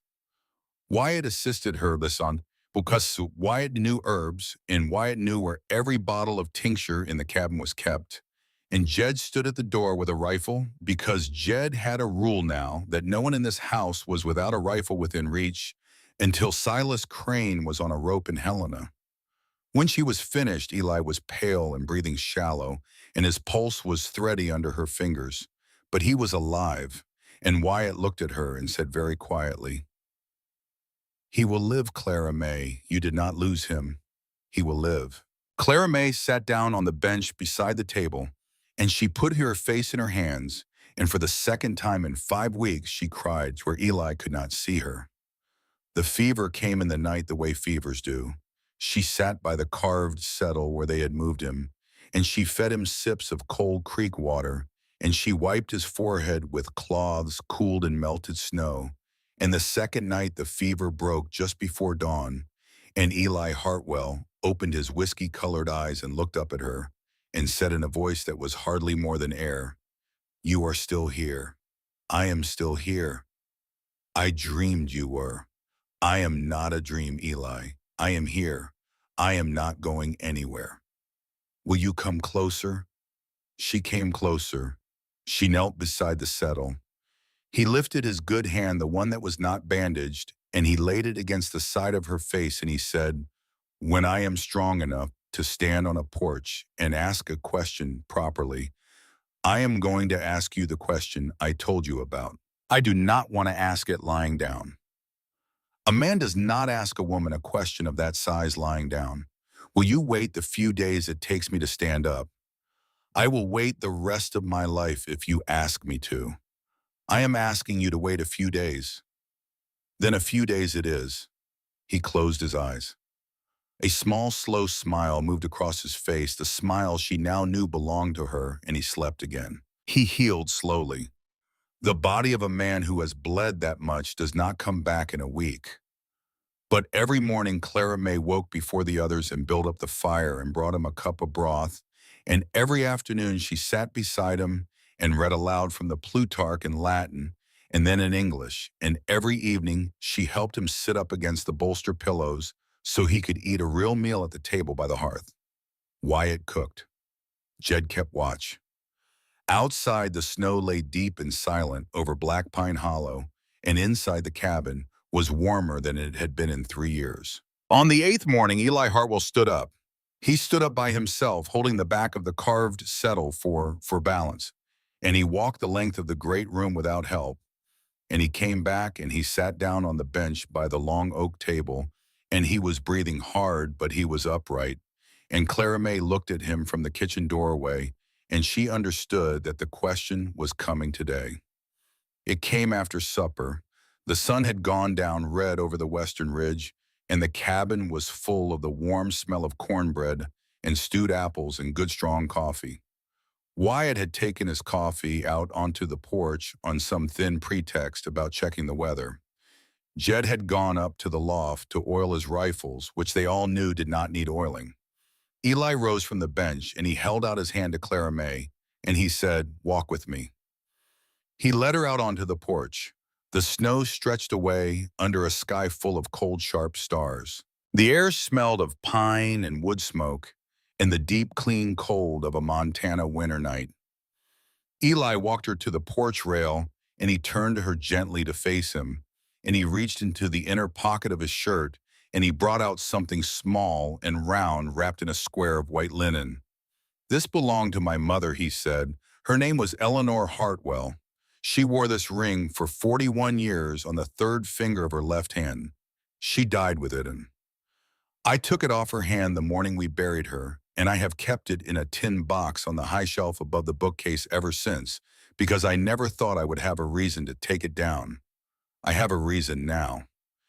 He unfolded the linen. It was a thin band of plain gold with a single small blue stone set into it.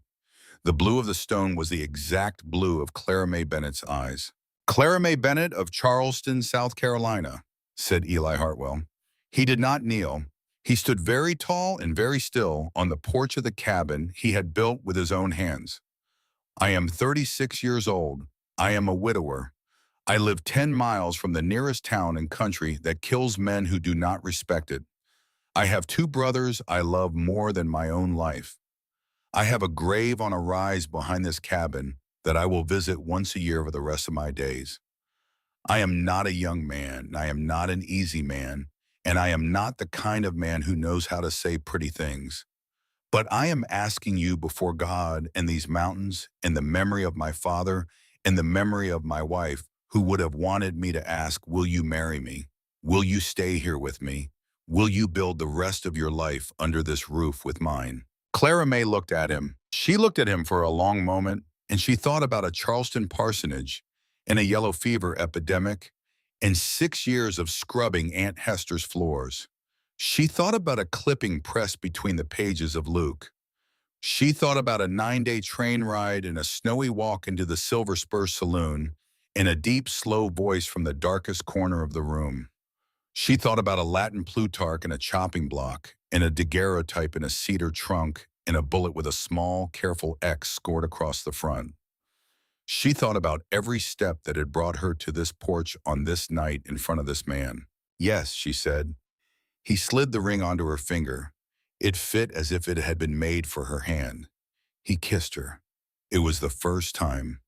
He bent his head down very slowly, as if asking permission with the slowness of it, and Clara May lifted her face to meet him, and his mouth touched hers softly and warmly under the cold, sharp Montana stars. And the kiss was the kind of kiss that the rest of a life can be built on. When it ended, he pressed his forehead to hers, and he held her against him with his good arm, and he said very quietly, "You are home now, Clara May. You are home now." "I am home," she said. The trial of Silas Crane was held in Helena 3 weeks later on a clear, cold morning at the end of February. Eli Hartwell was strong enough to ride down off the mountain by then, and he and Jed and Sheriff Cyrus Brody escorted Crane in chains to the courthouse. And Clara May rode with them because she had insisted, and because Eli had decided very early that he was not going to be the kind of husband who told his wife she could not see a thing through to its end. The judge was a hard old Union veteran named Calvin Pryor, who had no patience for hired killers, and the evidence was clean. Wyatt's testimony about the man on the ridge in '79, Sheriff Brody's wire from the Denver Marshal's office. The marked round Clara May had cut from Wyatt's belly. 2 of Crane's surviving hired men from the railhead in Wyoming, who were brought in by federal marshals and who, when offered reduced sentences for testimony, named Crane and named the cousin in Charleston who had paid for the work. Silas Crane was hanged at dawn on the 2nd of March, 1883, in the courtyard behind the Helena jail. He went up onto the gallows without a word, and he came down without a word, and the body was cut down and laid in a pine box and shipped on the next train east to Charleston, South Carolina, with a small typed card pinned to the lid that read, "By order of the territorial court property of Mortimer Crane, next of kin." Mortimer Crane received the box at the Charleston station 6 days later. He was arrested on the platform by federal marshals carrying a warrant from the Helena court for conspiracy to commit murder for hire and for the murder of Sarah Wells Hartwell. He was tried in Charleston in April. The conviction was clean. He was sentenced to 25 years at hard labor, and he was sent to the federal prison at Fort Jefferson, off the coast of Florida, where the air was hot and the work was breaking limestone in the noon sun, and where on the 19th of August, in the same year, he died of pneumonia in the prison infirmary at the age of 62. The newspapers in Charleston printed the obituary in 2 short lines on the back page. No one came to claim the body. Aunt Hester Bennett wrote a letter to Clara May in May. The letter was full of regret and full of careful explanations and full of small, bitter complaints about how lonely she was now, without her niece to keep the boarders' rooms in order. Clara May read the letter through twice.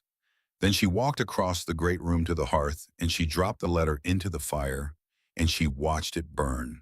She did not write back. She never wrote back. Some doors a woman closes for good, and some prayers a woman stops praying, and some aunts a woman lets go of the way she would let go of a dead branch in the river current.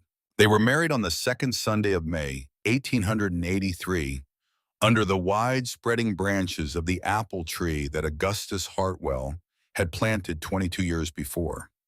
The same apple tree under which Eli had married Sarah in the summer of '79.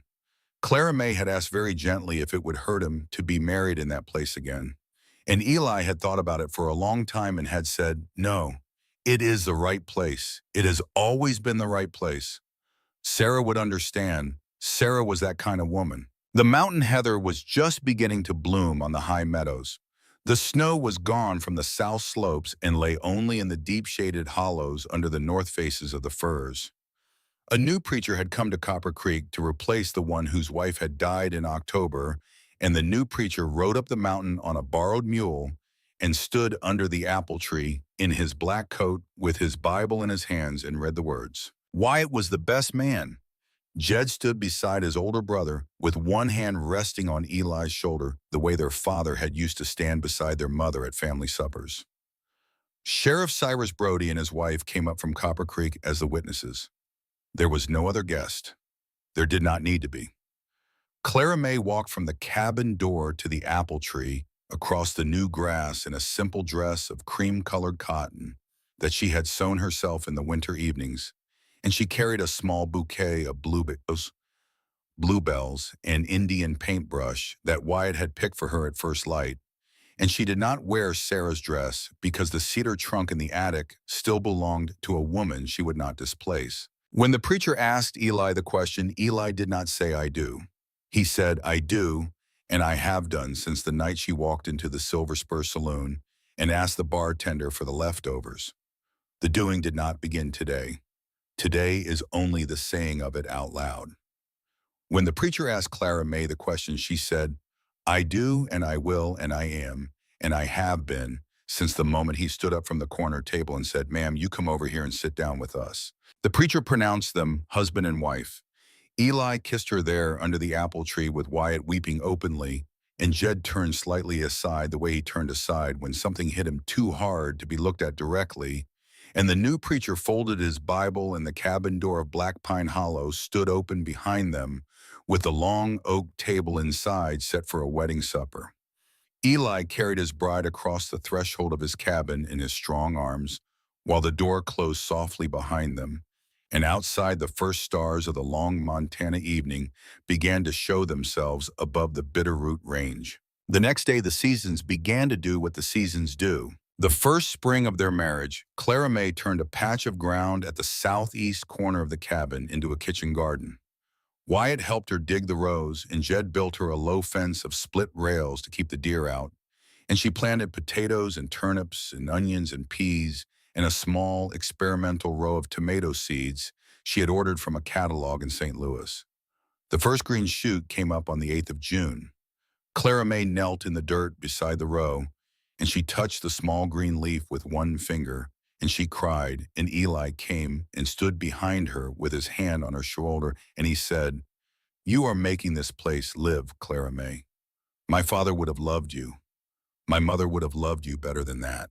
The first autumn brought the first fence project.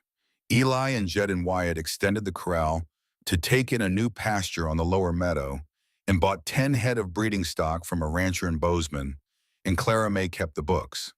She had a fine small hand and a head for numbers, and within a year she was running the entire ledger of the Hartwell ranch. And Eli would sit across from her at the long oak table in the evenings and watch her add columns by lamplight and shake his head slowly in the wonder of a man who had never expected to be lucky in his lifetime. The first child came on the 14th of October, 1884. It was a hard birth. The labor began at sundown and went all the long cold night, and Wyatt, who had delivered foals and calves for years, and who had read every book on midwifery in his father's medical shelf, stayed by Clara May's side from the first contraction to the last. Jed rode down to Copper Creek in the dark for the doctor, but the doctor did not arrive until after the baby was born, because the baby was in a hurry to meet the world.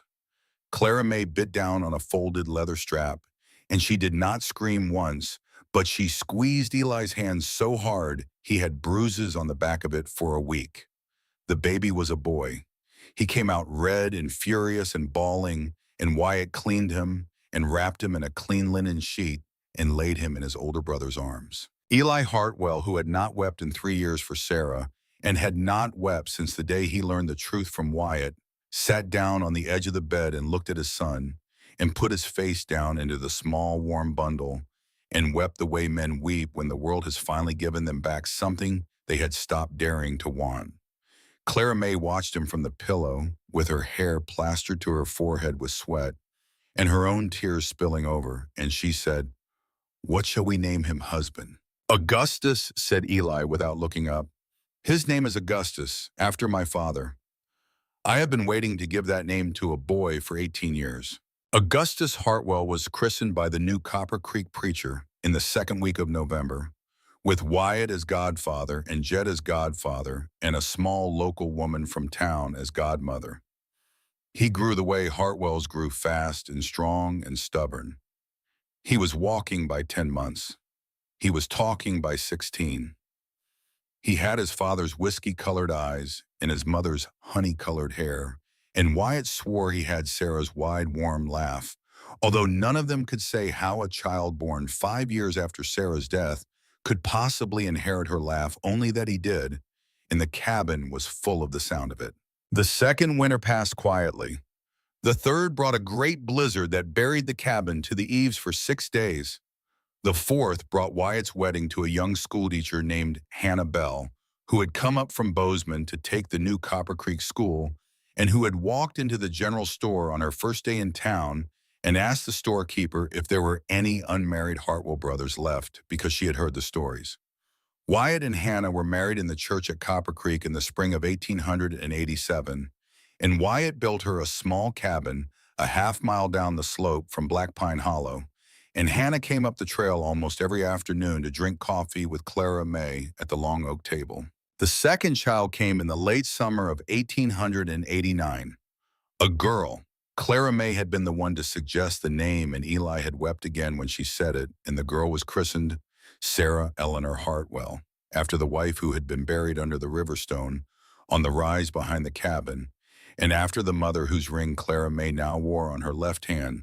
Little Sarah grew up, dark-haired and quiet and watchful, with the same wide, warm mouth as her namesake in the daguerreotype, and the cedar trunk in the attic that had once felt like a tomb began to feel slowly and quietly over the years, like a kind of inheritance. Jed Hartwell was the last of the brothers to marry.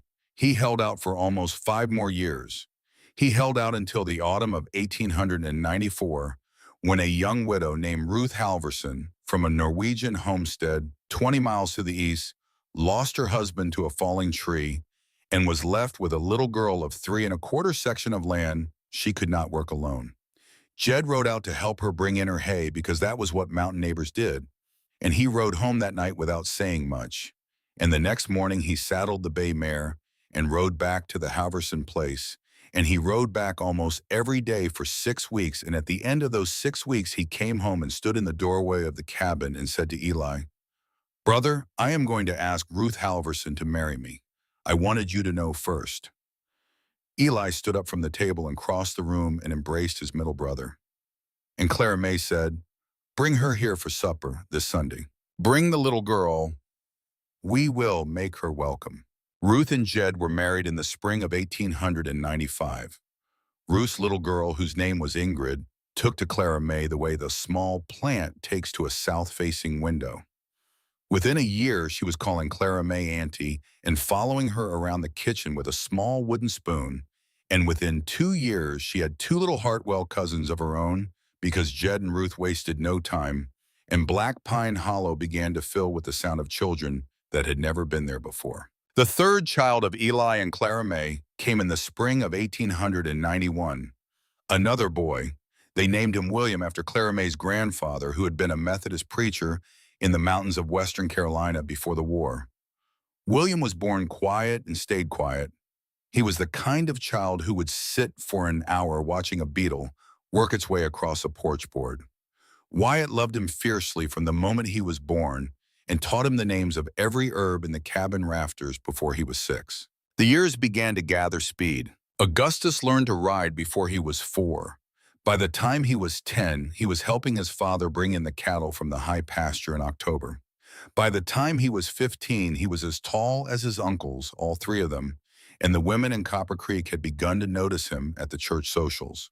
By the time he was 20, he had married a girl named Mary Beth Carter from Bozeman, the daughter of the same rancher who had sold Eli his first 10 head of breeding stock back in '84, and the two of them built their own cabin on the eastern boundary of the Hartwell land. Sarah Eleanor grew up reading.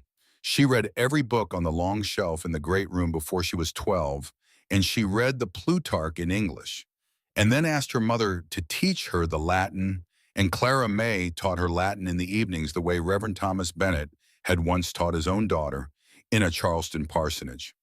By the time Sarah was 16, she had announced that she intended to go to the new women's college in Helena and study to be a teacher, and Eli, who had once said he would never let a daughter of his leave the mountain, hugged her tight and said, "Then you will go, Sarah girl. Your grandfather Augustus would have been so proud." William grew up tall and silent and patient. He became Wyatt's apprentice in everything to do with herbs and animals, and by the time he was 17, he was the one the neighbors sent for when a horse colicked or a cow got hung up in calving, and the doctors in Copper Creek came to call him the Hartwell boy who knows things. The cabin grew. In 1895, Eli and Jed and Wyatt added a second wing onto the original structure, doubling the upstairs and creating a long parlor downstairs, where the long oak table now sat permanently extended for the family suppers that had become a Sunday tradition. By the year 1900, there were sometimes 15 people at that table on a Sunday evening, 3 brothers and 3 wives, and 7 children, and the occasional traveling preacher or visiting neighbor, and the laughter rose up to the rafters where the dried herbs still hung in their bunches. And Clara May would look down the length of the table at her husband, with the gray, now silver at his temples, and she would think to herself very quietly, "You are home now, Clara May. You are home now." The signature phrases began to belong to other people too. The grandchildren learned them. Augustus's first son, a boy named Eli, after his grandfather would say, "Winter always ends, ma'am," whenever his cousins complained about the cold, mimicking the way his grandfather had been saying it for as long as anyone could remember. "A Hartwell keeps his word" became the family motto, said over handshakes and over deals and over the small daily promises that bind a family together. "The mountains take what they want, but they give back more" was carved into the lintel above the front door of the cabin in the year 1905, when Eli turned 59, and the carving was done by William, who had inherited his grandfather Augustus's gift for letters and who could carve in the old Latin script. The years moved. Sarah Eleanor went to Helena and graduated from the Women's College in 1910 with honors, and came back to teach in the new Copper Creek school that her Aunt Hannah had once taught in. She married a young Methodist preacher in 1912, a man who reminded Clara May of her own father in a way that took her breath away the first time she met him. Augustus and Mary Beth had 4 children. William, who had stayed at the cabin to work the ranch with his father and uncles, finally married in 1915, at the age of 24, a quiet woman from a farm down in the valley, and they moved into the eastern wing of the big cabin. The old cabin at Black Pine Hollow became a home full of the sound of children for the second time in its history. In the autumn of 1912, on a clear, cold afternoon in early October, when the maples on the slopes had turned a red so deep it looked like fire, Clara May Hartwell sat on the porch of the cabin in a rocking chair Eli had built her for her 40th birthday.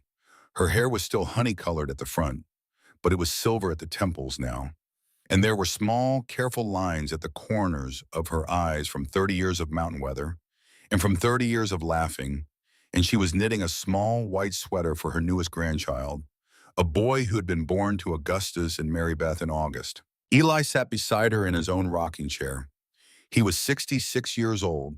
His chestnut hair had gone silver almost completely, and his beard was white at the chin, and his right knee gave him trouble in the cold weather from a fall.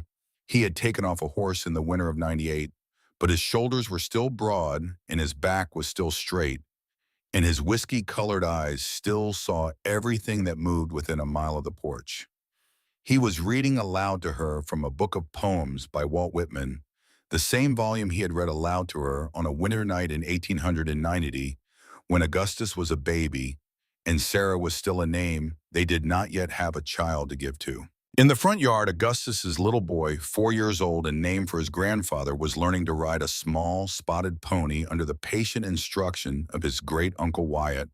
Wyatt was 66 himself, now the same age as his older brother, since they were triplets. But Wyatt had aged the most gently of the three, and his hair was still mostly chestnut, and his eyes still missed nothing. The little boy on the pony had his great-grandmother Eleanor's blue stone ring twinkling in the sunlight on his great-grandmother Clara May's left hand, because Clara May had taken to wearing the ring outside her glove on cold afternoons, so the child could see it shining when she waved at him. Sarah Eleanor was home from Copper Creek for the autumn afternoon, having walked up the mountain trail with her infant in a sling. She sat under the great old apple tree where her parents had been married 29 years ago, reading a book of Shakespeare, her own infant daughter asleep in a wicker basket beside her in the grass. William came up the path from the eastern wing carrying a basket of red apples his wife had just picked. He was tall and lean and walked the way his father had walked at his age, with a quiet economy that wasted nothing. Jed and Ruth came around the side of the cabin from the kitchen garden, Ruth carrying a basket of late tomatoes, Jed carrying a heavy iron pot for the canning. Jed's hair had gone fully white, and he walked with a cane now from an old wound that had never quite healed, but his rifle still hung above his bedroom door, and any man who came onto the Hartwell land uninvited was still met by a Hartwell with a question and a steady gaze. The wars he had fought in his life had not all been the war of his 19th year, and he had won them all. Margaret Bennett. Clara May's mother was 27 years dead. Reverend Thomas Bennett was 36 years dead. Aunt Hester had died in 1899 of a stroke in her boarding house in Charleston. The old Reverend Thaddeus Green, who had married Eli to Sarah, was dead. The new preacher who had married Eli to Clara May was dead. Sheriff Cyrus Brody was dead. Augustus Hartwell, the professor, had been dead for 48 years now. Eleanor Hartwell, the mother, had been dead for 36. Sarah Wells Hartwell still lay on the rise behind the cabin under a riverstone whose carving had not faded, and Clara May had carried fresh wildflowers to her grave on the 15th of June every year for 30 years on the anniversary of the wedding under the apple tree, because it had become her own private custom and because she had made a promise once in a cold attic to a woman she had never met. Eli set the book of Whitman down in his lap. He reached over and he took Clara May's hand in his. His hand was scarred and weathered and gnarled with the labor of a long life, and her hand was small and worn, and the gold ring with the blue stone caught the autumn light and threw it back up into both of their faces. Clara May. Yes, husband. Do you remember what I said to you on the porch the night I asked you to be my wife? I remember every word, husband. I said you were home now. You did. I want to say it again. I have been wanting to say it again for 30 years. You are home now, Clara May. You have always been home. This porch and this cabin and these mountains and the children and the grandchildren and the long table and the apple tree and the grave on the rise and the snow that comes every winter and goes every spring. This is your home, and I am your home, and you are mine. There is no other word for what we have built. The word is home, and you are it. Clara May laid her head on his shoulder. The little boy on the pony in the front yard called out, "Look, Grandma, I am riding by myself." And Wyatt let go the lead rope, and the pony walked 3 slow, patient steps with the boy's small hands gripping the saddle horn.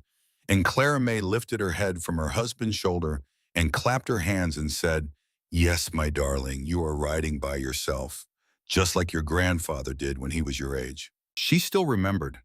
She would remember it until the day she died, and probably for some time after. She still remembered exactly what it had felt like to push open the door of the Silver Spur Saloon on a November night in 1882, with the snow on her shoulders and the hunger in her belly, and the last $10 of her father's secret savings spent on the train ticket she had taken into a country she had never seen. She still remembered the way the room had gone silent when she walked in. She still remembered the bartender's mouth twisting into the smile that was not a smile, and the moment she had braced herself for the first cruelty, and the deep, slow voice that had come instead from the darkest corner of the room, the voice that had said the words that had broken her open and made her whole on the same breath. "Ma'am, you come over here and sit down with us." She had come. Lord, she had come. She had walked across that floor on legs that would barely hold her, and she had sat down at a table with 3 giant, gentle strangers, and she had eaten the supper that had been offered to her, and she had been carried up a mountain in the snow into a cabin with a Latin book on the lowest shelf and a quilt on a narrow bed, and she had stayed for 1 winter, and the 1 winter had become a life, and the life had become this porch and this hand in hers and this small boy on the pony and the apple tree where the wedding had been, and the long oak table set for 15 at the Sunday supper, and the years had come, and the years had gone, and the mountain that had taken so much from Eli Hartwell had given him back in the end more than it had taken. Winter always ends. A Hartwell keeps his word. You are home now, Clara May. The mountains take what they want, but they give back more. The autumn sun moved slowly down the western sky over the Bitterroot Range. The little boy on the pony rode 3 more careful steps and then giggled and slipped sideways and was caught easily by his great-uncle Wyatt's strong hand. Sarah Eleanor turned a page of her Shakespeare under the apple tree. William carried the basket of red apples up onto the porch and set it gently at his mother's feet and kissed the top of her silver head and went inside to help his wife start the canning. Jed and Ruth stood in the kitchen garden in the long golden light, talking quietly about something only they could hear. And on the porch, Clara May Hartwell, who had been Clara May Bennett of Charleston, South Carolina, sat with her hand in her husband's hand and watched the world she had built with him spread out below her in the autumn light. And somewhere far down the mountain, 10 miles down through the dark trees and the small clear creeks, and the long rolling pasture, the old Silver Spur Saloon still stood at the edge of the small, dusty town of Copper Creek. And the door still opened and closed for new strangers walking in from the cold. And somewhere, surely somewhere on this great wide western country, tonight another lost girl was walking through another snow toward another small lit doorway, hoping for a kind word and ready for a cruel one. And Clara May Hartwell hoped, with the whole quiet weight of her 52 years and her 30 winters in these mountains behind her, that the girl would find what she had found, that the door would open, that the voice would come from the corner and would say the words that change a life. "Ma'am, you come over here and sit down with us. My supper is still untouched, and it would be a poor sort of insult to let it go cold." That was all it took sometimes. 1 supper, 1 stranger, 1 quiet, good man at a table in a corner of a saloon at the edge of the world. 1 yes, 1 ride up a mountain in the snow, 1 winter that became a life. The sun went down behind the western ridge. The cabin lights came on one by one. From inside, the smell of cornbread and stewed apples and good strong coffee began to drift out onto the porch. And somewhere in the great room, a child was laughing, and Eli Hartwell squeezed his wife's hand once very gently, and Clara May Hartwell squeezed back, and the long Montana evening began.